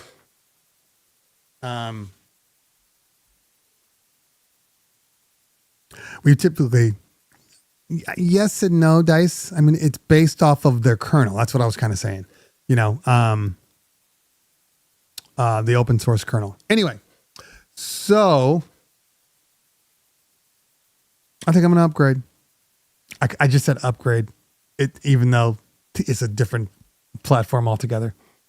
I'm looking at my stuff right now going, and it's been proven. Steam gaming runs better on Linux. It's been proven. So why would I stay in Windows? The only thing right now that is preventing me is one thing, sports games. So I have my Steam Deck, which is on Linux, but I can't play Madden because of their anti-cheat. Apparently they've been working on it. So hopefully it'll come out soon because I'm a big football guy. I'm always about Madden. I know it's just a roster update every year. So I don't update every year. I update every few years. Yeah. So anyway, Linux DJ. Well, it won't be Serato. We know that much.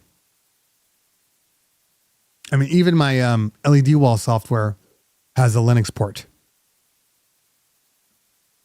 So maybe, or maybe I'll, you know what? Maybe I'll dual boot it. Just in case I get a little nervous, I'll dual boot it. Oh, my ad is Cleveland Terry. But don't get me wrong. I'm gonna be honest with you guys. I think I've said this before. I suck at games now. Well, let me back up. I don't suck at games. There's a couple of games that I play and I've played solidly my entire life. You know, some NBA Live or NBA 2K, football, definitely Madden. I'm decent in Madden. I'm never doing a competition. I'm not that guy, and I don't play enough to warrant that. Any type of shooting game, I'm trash. I am trash. I enjoy them though. So what I end up doing is playing a lot of campaigns. Like I have all the games. I never go online with them. Campaign only. If I'm going to do some sort of like online, it'll be like Modern Warfare Zombies or something like that. You know, something where my numbers don't matter as much. You know, but like if it's a one-on-one where I got to shoot against some 13-year-old kid, I'm going to lose every time. I'm going to lose every time. And then it's no longer fun. So I play a lot of campaigns. Yeah. And all of my games that I typically play, sports games. And then I just finished Titanfall 2, which was fantastic. By the way, if you guys haven't played Titanfall 2, the campaign alone is worth every penny. It's one of the better games that I played in a long time. Like one of the better games. But I play NBA 24, 22, 20, whatever the one. It's not even, no, 2024, 25. It's one of the newer ones. And so, yeah, for me, it's a brain release. Okay. I just, every so often, I don't even play every night. Just every so often I'm sitting on the couch, you know, it's 11 o'clock at night, whatnot. I'll turn on, play some NBA, play a couple of rounds of something and turn it off. Like that's all I need. It's all I need, you know, but I don't want to get on a gaming when I'm trying to relax and be stressed the whole time because I'm playing these people with, I don't know, they have autism. Like they're just so much better than me at the game. And I mean autism with respect. Okay, with respect. Because I have several people that I know that are autistic. And I say that with respect because autism always like sparks that really either technical or smart or mathematical. And those games require that kind of stuff. And they're just much better at it than I am. So, but I enjoy playing games. We were the generation that created games. Okay? As Gen Xers, we built these games. They should thank us every single time they see us. Sir, thank you for the games. So I can't do it. But I still love playing games. Anyway, Max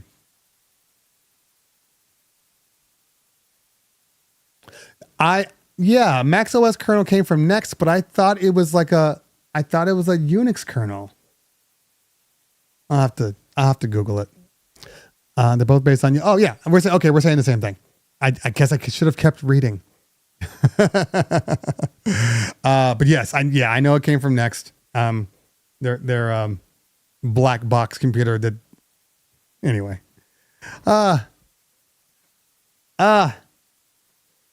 Steve could sell. Steve could really sell. I mean, when it's all said and done. That man sold a pipe dream for millions of dollars and then found a way to make it work. Like, that's impressive. I always love people like that because we've done it ourselves. Like, a client will call up, hey, so I'm doing this tech thing and I need something to, yeah, we could do that. And you've done it before? Absolutely. And then you're like, you hang up the phone like, okay, how do I get this to happen? How do I make this happen? Google, blah, blah, blah, blah. And then you make it happen. I respect that. I respect that drive. I do. Unix will save you from dinosaurs. You guys are all convincing me. I think I'm gonna update it. Well, first, I just need to go through all the major softwares that I use, and I use 5 on this computer. Like I know there's a Chrome browser on Linux, so there's that. I know there's OBS. I would need a Zoom Linux application, and I know you can go browser based, but I prefer the app. What else do I use on here? My social stream, this guy that allows me to do this. That's my social stream app. But besides that, everything else I have on here, and this is my Steam app main computer. So if I ever do want to stream like a game or something like that, I can. But that's all I need it for. Oh, and maybe an app for the Stream Deck. So I need to go through and then just check on all the apps just to make sure that the things that I use are supported. That's it. I think I'm going to do it. See, this is why I have this show. It allows me to talk through things that I want to do myself. Not about you guys. It's about me. All right, let me go through these questions and see if I had any more that I missed. I know there was some in the beginning that I'm absolutely going to miss. Caesar says, speaking of overheating, I noticed that my USB sticks heat fast. I mainly use SanDisk. Any suggestions for any different ones that don't overheat? I mean, it's the read writes. So, the more you're doing read writes on those things, yeah, they do heat up. What's a good one? I mean, the SanDisk one that they have with Alpha Theta, that's a great drive. I know there's multiple SanDisk drives out there, but that one in particular, really good. Haven't had any overheating with that one, but I do have some cheaper thumb drives that absolutely will get a little hotter than in general. Yeah, I've been using the SanDisk one.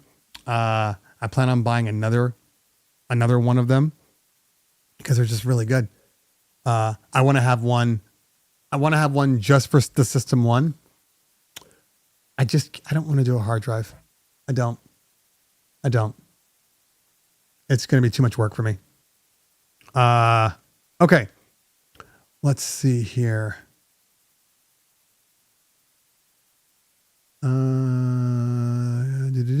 Let's see. Lux series. Okay, we're talking about thumbs. That was all answered. Apple, all Serato apps need to be on iPad. I mean, yeah. Look,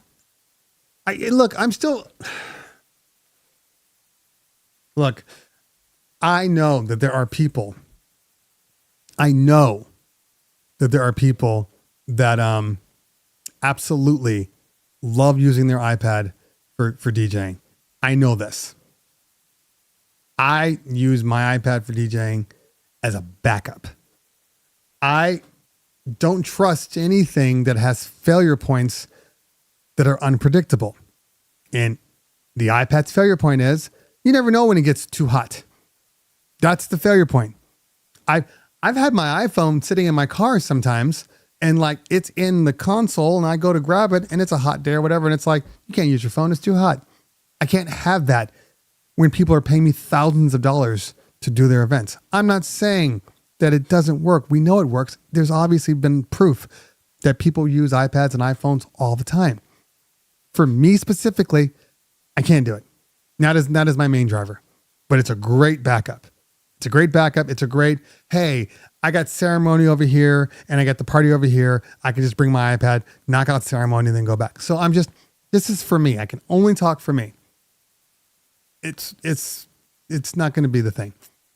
Okay. Framework laptops are better. Are they? Are they better? Because I can tell you this. I know of Chromebooks. I know of Windows Surface books. I know MacBooks. And now I know Neo. And iPads. I've never heard of Framework. So, better or worse? Irrelevant. Absolutely irrelevant. Because nobody's, look, people are buying them, obviously. But does it matter? Just saying.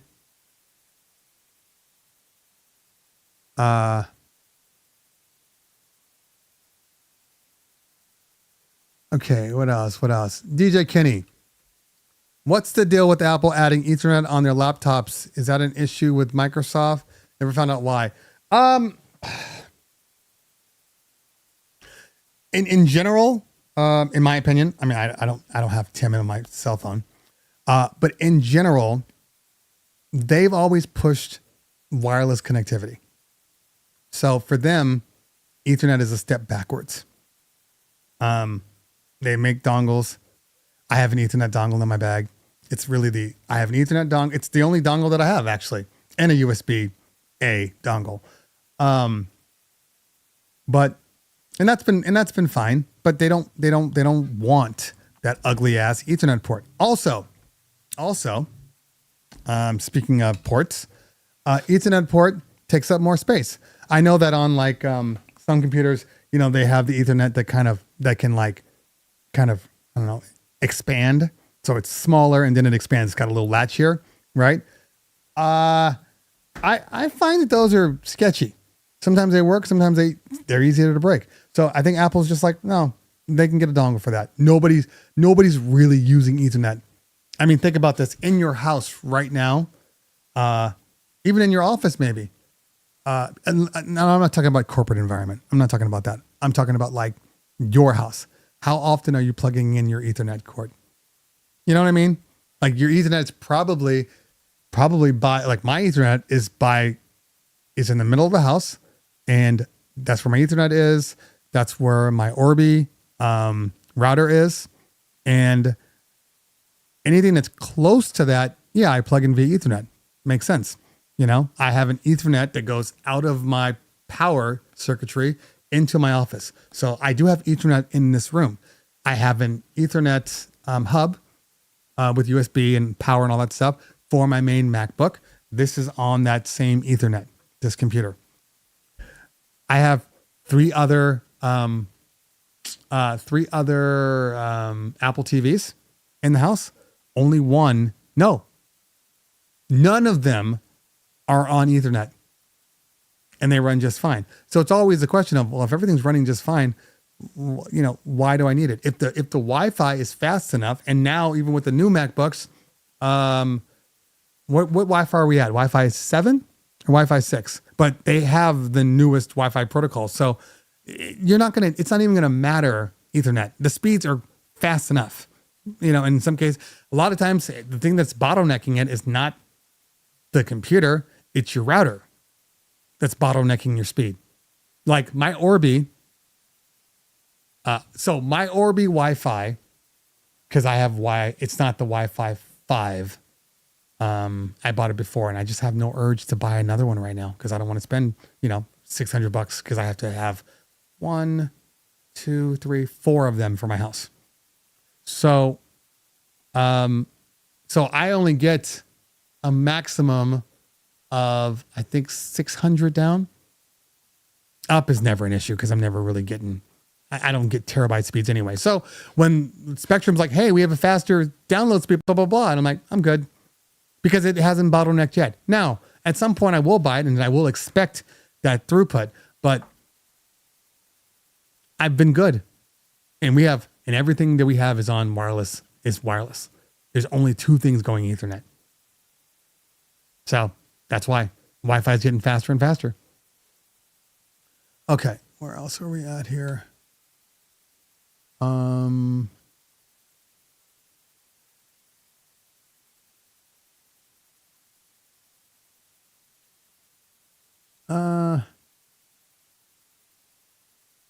Okay. Did I answer all the questions?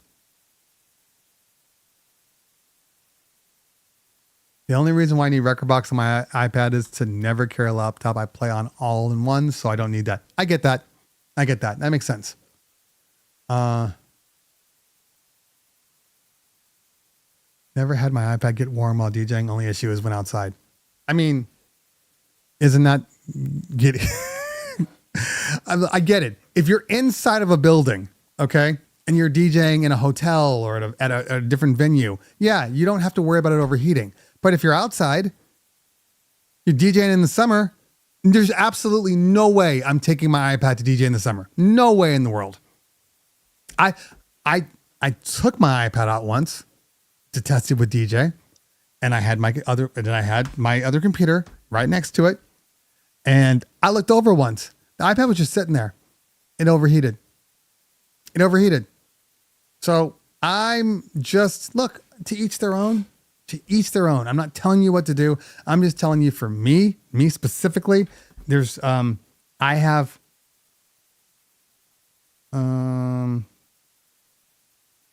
sorry, my fault for looking at my phone. I have different requirements and, just different standards, not better or worse standards, just different standards. Oh,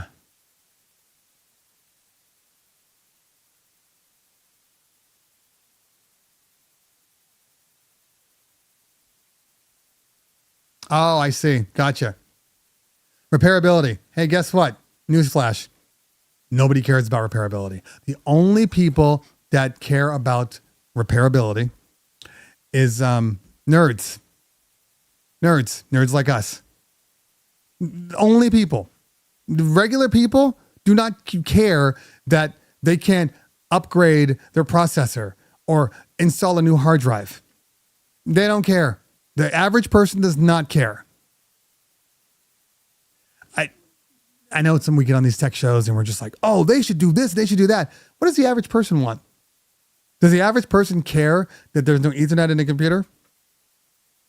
Are they even, do they even know what an Ethernet port is? In all honesty, and I'm not even, I'm being serious. If I showed that to somebody right now and I was like, hey, what is this? Are they even going to know what it is? People know. I go on and there's the Wi-Fi.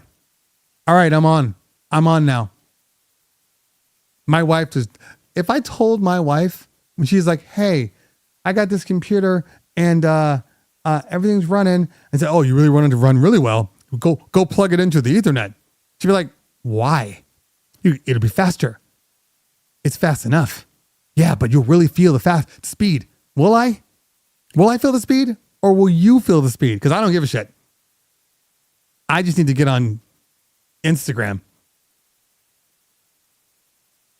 You know, nerds, gamers, nerds. Okay? Sorry. Gamers care about throughput. They care about hardwire. We're not there anymore, guys. Sorry. We're dying breed. Okay, let's see. A couple more questions and I got to get out. Let me see when because of course, 1 o'clock. 1 o'clock call. I love this. What is the meeting regarding? Unknown. Oh, I love these people. What is this call regarding? Want to make sure I have my date and would like to get the same MC I had with my daughter's bat mitzvah. I guarantee you, this party's in 6 months, and they're not going to have the same MC. Repeat clients are so funny. Repeat clients, I love them because they're repeat clients, obviously. But a lot of repeat clients feel as though, well, we already booked you before, so you're going to take care of me, and we will take care of you. That doesn't mean you're going to get everything that you had last time. Or if you wait too long, you're like, what do you mean? Can you just like switch that with somebody? No, I can't. Sorry. This is the first come, first serve company. All right. That's fantastic, Ernesto. I wish I had. I will upgrade at one point. I will upgrade at some point but it's a catch-22 because like the download speed has never been an issue for me. 500, 700, that's all good. It's the upload speeds. I would love to have 100 megabyte upload speed. I think mine taps out at like 30. I'd love to be able to just cut up a video, edit it, and have it posted in like 5 minutes. My MacBook renders stupid fast, and it'd be great to be able to upload it just as fast. So that's probably the biggest thing. That's the biggest thing. But in general, I'm good. Oh yeah, the speakers are a whole nother issue. JBL Eons, the 515s were notorious for overheating, but they give you no warning. They just turn off, and you think that you had a dead speaker. It was just too hot. Yeah, notorious for that. I will say this: I haven't had any speakers go out, in anything that I've used, whether it be the LDs, the QSCs, nor my normal JBL point sources. They've been fine. It was just those Eons, but I haven't had any speakers fail to work because of the heat lately. Okay. Kings and Queen Entertainment, what's going on, man? I got a question for speakers I'm using right now. 2 HK Audio Polar 12s. Excuse me. Do you think we should have 2 bass bins to get maximum use? I feel like these are good, but needing a bit more punch. So in general, 2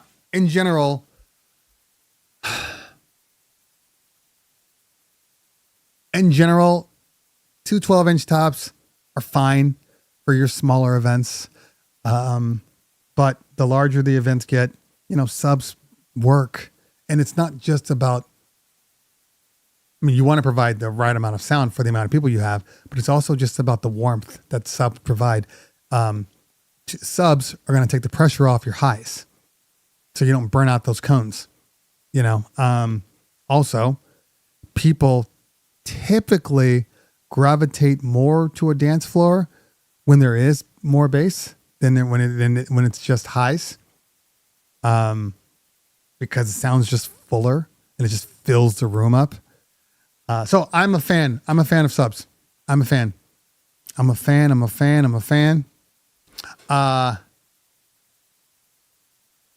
Yeah, I don't go ATT. When we first moved here to the new house, we had AT&T. The only good thing about AT&T when we moved here, because we had it at our old house, was that when Spectrum would go out here, AT&T would always be up. That was the thing. But the problem with AT&T was I could never get my speeds to the level I needed them to be at. And they would, I'd have, some days I'd look at my internet and I'm like, oh my God, it says I have 2 up and like 30 down. What the hell's going on? And they could never figure it out. So then we moved to Spectrum. We actually have a gigabit Ethernet in town, but I'm gun shy. Spectrum has been good. I'm one of those people that if it's not broke and it's still working, do I want to like, uproot everybody in their knowledge of how things work? You know what I'm saying? Like, I'd rather keep it normal. People are creatures of habit. So if I go and change everything, now I got to deal with the wife. I got to deal with the kids. Like, but back to what I was saying. We're getting less people in the house now. My daughter's moved out, after college. My son's in college, and I feel like after college he'll probably move out too. Maybe not, but he'll never be here. So I don't need the throughput that I did before. So it's still fine. Tweaking the house. Yes, I'm dropping gems, but I am ready to go because I got 1 o'clock and I want to get some food in my belly before I have to get on this call. So I am in the Bay Area, only for one night. We have several parties in the Bay Area this weekend. We actually have a video wall that's going up, tomorrow. I'm flying up. Speaking of flights, by the way, I'm flying up, tomorrow morning to do the wall, and then I fly back on Sunday. So anybody in the Bay, I'll probably contact Audio One and see what he's doing. We typically stay in San Jose, but, so weird thing right now. If you're living in LA, the airlines have lost their damn minds. So I booked my flight, and I typically, it's an hour flight. So I do Southwest for those types of things. I went to the LAX, and first I just checked Southwest, and the airline ticket sales, they go up and down. You can click on it in one moment and it says, the flight's 300. You click on another moment, the flight might say 375. Okay. Because it fluctuates. Why yesterday, when I went to LAX, was a flight to the Bay Area for an hour. Okay. I'm talking about like an hour gap when I was searching through prices. Why was a flight was it round trip? Round trip to the Bay Area, $1,200. $1,200. Now, that's not the big thing. Burbank, which is notoriously more expensive than LAX, was dumb cheap, but it wasn't dumb cheap. It was probably the price that LAX normally is. So I booked out of Burbank, which is great for me because I come from Simi. So it's a 20-minute drive to get to Burbank. And I look, there's certain things that I'm bougie on. Most things I'm not. Okay. I know people like to say that I'm bougie, Cove is making jokes right now. But when I tell you I valet or park in the parking that's right, like walk over the bridge or walk across the street to the airline every day of the week. Every day of the week, I will spend the money. My partner's always like, why was your parking so? I don't care. Because the same people that ask me why my parking's so expensive are the people that say, I don't want to park there. I'll just Uber from my house to the airline. And they end up paying exactly what I paid or more than just paying the $40 a day parking. So yeah, I'm bougie with that. I drive right up. I step out of my car and I go to my flight. And I'm not the 2-hour guy. I'm not the 2-hour guy. I got TSA pre-check. I get there 45 minutes before. Like, I'm that guy. Anyway. Yeah. Again, I've said this already. Look, guys, time is money. Okay? Time is money. And I do take the train sometimes too. There's a train that goes from Simi into Burbank, but the weekend ones I don't trust. But if it's a weekday and I know that it's going to get me there, within like an hour and a half, I don't want to get there 5 hours before for a 30-minute drive. But the weekend is a different story altogether. Yeah, but like it's saving me money. That means that's more time I can be here in the office or less time driving, get on my flight. Anyway, more time. All right, gentlemen and ladies, lady, I think there's only one lady in here. We got to change that, guys. Not that I don't mind seeing all these penises, but like, it'd be nice to have a few more ladies in the house. You know, just a few more. Just get some different perspectives. Besides the nerd herd. I kid. Sort of. We need some more ladies in here. I mean, look, I've been happily married for 22 years. Okay. And when I'm DJing nightclubs or, you know, at a party, I have no interest in cheating or doing all that stuff. But my God, is it nice to have some ladies in the room with you? Is it nice to be able to just kind of look around? Like the same thing when we go to all these conferences. I'm like, it's nice to see some ladies. I only want to look at dudes so much. You know? And nerd dudes. You know? I only have so much. I need to see some ladies. That's it.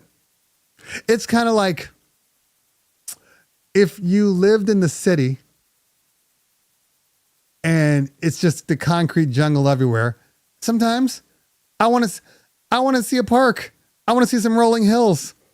I don't just want to see city all the time. And Preacher Man is 100% correct. You play for the ladies. You don't play for the dudes. The dudes got too many opinions. You play for the ladies. The ladies will support you. The ladies will stay on the floor and actually dance. Key word. Dance. Not these dudes.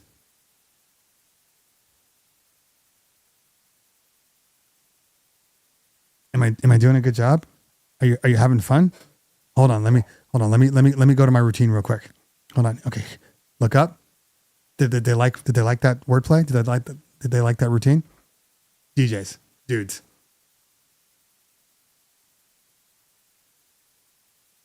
Okay, I guess I got to change it up. I guess maybe this isn't working for them. Okay, let me change it up. Let me go here. Let me go here and here and here. Okay, all right. That's dope. Okay, hey, that was a great transition. Look up DJs.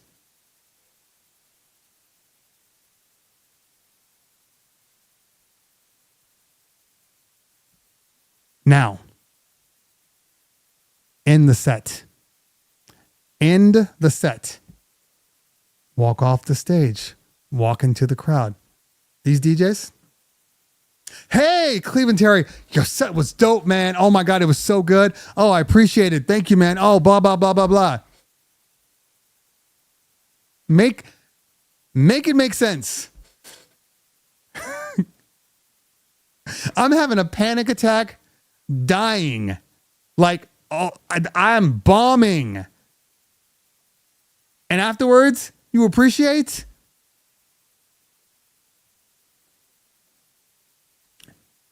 I like you. I like the way you think.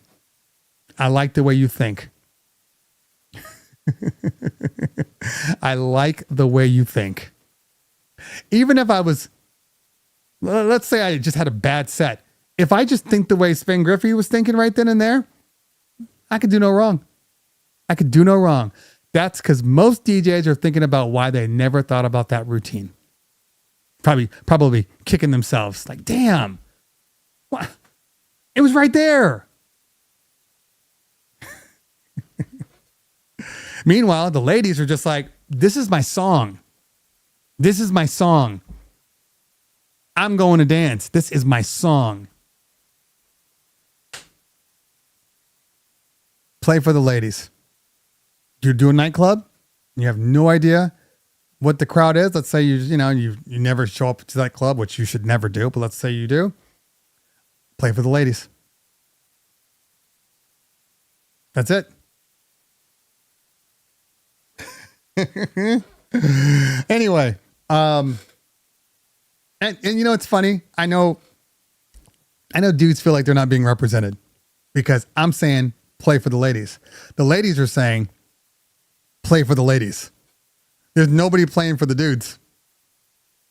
Unless you go to battles. You know, maybe an underground club that's playing, Wu-Tang Clan, and you know what I'm saying? But that's not normal clubs. Anyway, just like Keith just said, peace out. I got to say peace out too. So, I will be back next Thursday. Oh, I didn't even tell you about my event yesterday. I had the single worst, not the DJing. DJing was fine, but the room I was in, I was using their speakers, and I was going from RCA out of the System 1 into their Sonos, into their speakers. They had a couple of monitors and a couple of actual point source speakers, and then everything else was on the Sonos. A couple of EVs in the back too, but it was on the Sonos. So, and the guy's like, here's your monitor right here. I'm like, okay, cool. The monitor was on Sonos too. So there was about a 1 beat delay on all the music. So, which is fine. I'm like, okay, I'll just go. First, I was using the IIIs, okay, which I love, by the way. Love them. I always kind of default to them. I put those on, and the seal wasn't enough to where I was still getting bleed in, okay? So then I put in my in-ears. It was better. But at a certain point, I went to go eat real quick, and then I came back up, and I had eaten, so I have full energy again. And then I started DJing, and they turned up the music because people were done with dinner. It was at like a tennis club, whatever, like a pickleball thing, but it was a corporate thing. Anyway, and I go to play, and I turn the music up. So now I'm getting a little bleed into my in-ears. That's how loud it was. But that wasn't the issue. I can ignore that. The bass was coming in. Now, I don't know if you've ever DJ'd with a delay, but delay with bass, and you're hearing bass in your ear, and you're trying. I spent all night like this. So at a certain point of the night, I got so ear fatigued and brain fatigued that I'm like, it has been a long time since I couldn't hear at all where the beat should be. Like for about 10 minutes, I was just throwing on the one because I couldn't blend. I was hitting sync a lot of it because it was just too hard. I got no no help for this. The in-ears were like the best I possibly could, but the in-ears only block the external sound going into your ears. It doesn't block the bass. I had never factored in the bass, how messed up your equilibrium can get trying to discern the sound here, the sound here, the sound here, and then the sound hitting you in your feet and your chest. I had never experienced that. That's got to be the hardest thing I've ever had to do. I left that party, and then finally when my body finally got into the groove, of it, because, it's funny, and I'm going to get off because I have my call. There's one thing that people don't know. So everybody has all of their senses, ears, nose, voice, all that, eyes, all of that. Did you know that there are people, because they tell you, if you go into I forget what they call them, but they're like the quiet chambers. And if you go into them, they'll drive you crazy. Like most people can't do those isolation chambers because it's devoid of sound. So the only sound that you hear is a sound coming from your own body. And we don't realize how much sound that we actually make. Like your eyes flutter, you're blinking, you're smacking, you're swallowing, all these things, your brain kind of just puts it out, just takes it away from you. All the noises outside, all the noises in your house, your brain just says, okay, if you live near an airport, all of a sudden your brain, people come to your house, you're like, oh my God, how do you deal with this? And they're like, deal with what?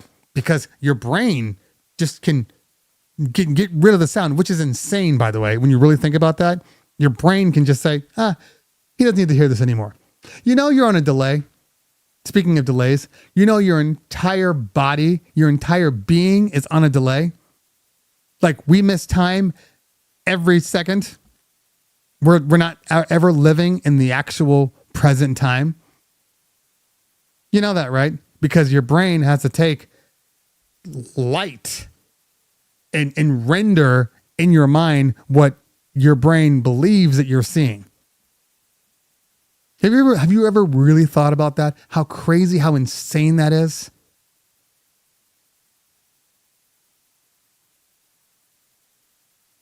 What you see outside is not necessarily what is actually out there. Your brain takes snapshots of what it knows you expect to see, and it puts it out there. That's why every so often when your brain is like, when you think you're seeing things, or like maybe you walk into a room and somebody's moved some stuff around and you see it and maybe it's positioned differently and your brain can't figure out what it is. So it like morphs into something bizarre. You've probably experienced that. That's because your brain, that's because nothing that we're looking at, none of this stuff is like, it's not like real. You know, you never actually touch anything. You never touch anything. Like it's the molecules and the touch, like you never actually touch anything. We're not even really here. Isn't that crazy? All right. One more thing to think about before this weekend. One more thing. What is you? How do you define you? Because when you think about it, you're just a brain. Nothing in the world is actually potentially what it is. You can get brain damage. You can get into an accident and your brain stops working. And all of a sudden you start seeing things for what they really are. Anyway, I got to get on my call. Just think about that for 1 minute. You could be just a brain. And this is all just virtual. Look up Boltzmann brain. Just look it up. Just Google that. Boltzmann brain. It'll mess with your head. Totally mess with your head. All right, y'all. Gotta go. I'm late for my call, but it's fine. This call's gonna take 3 minutes. I will see everybody next Thursday. Yeah, because it's not my daughter's birthday that day. Next Thursday, we'll have a lot to talk about. But you guys have great parties this weekend. See you soon. Peace out.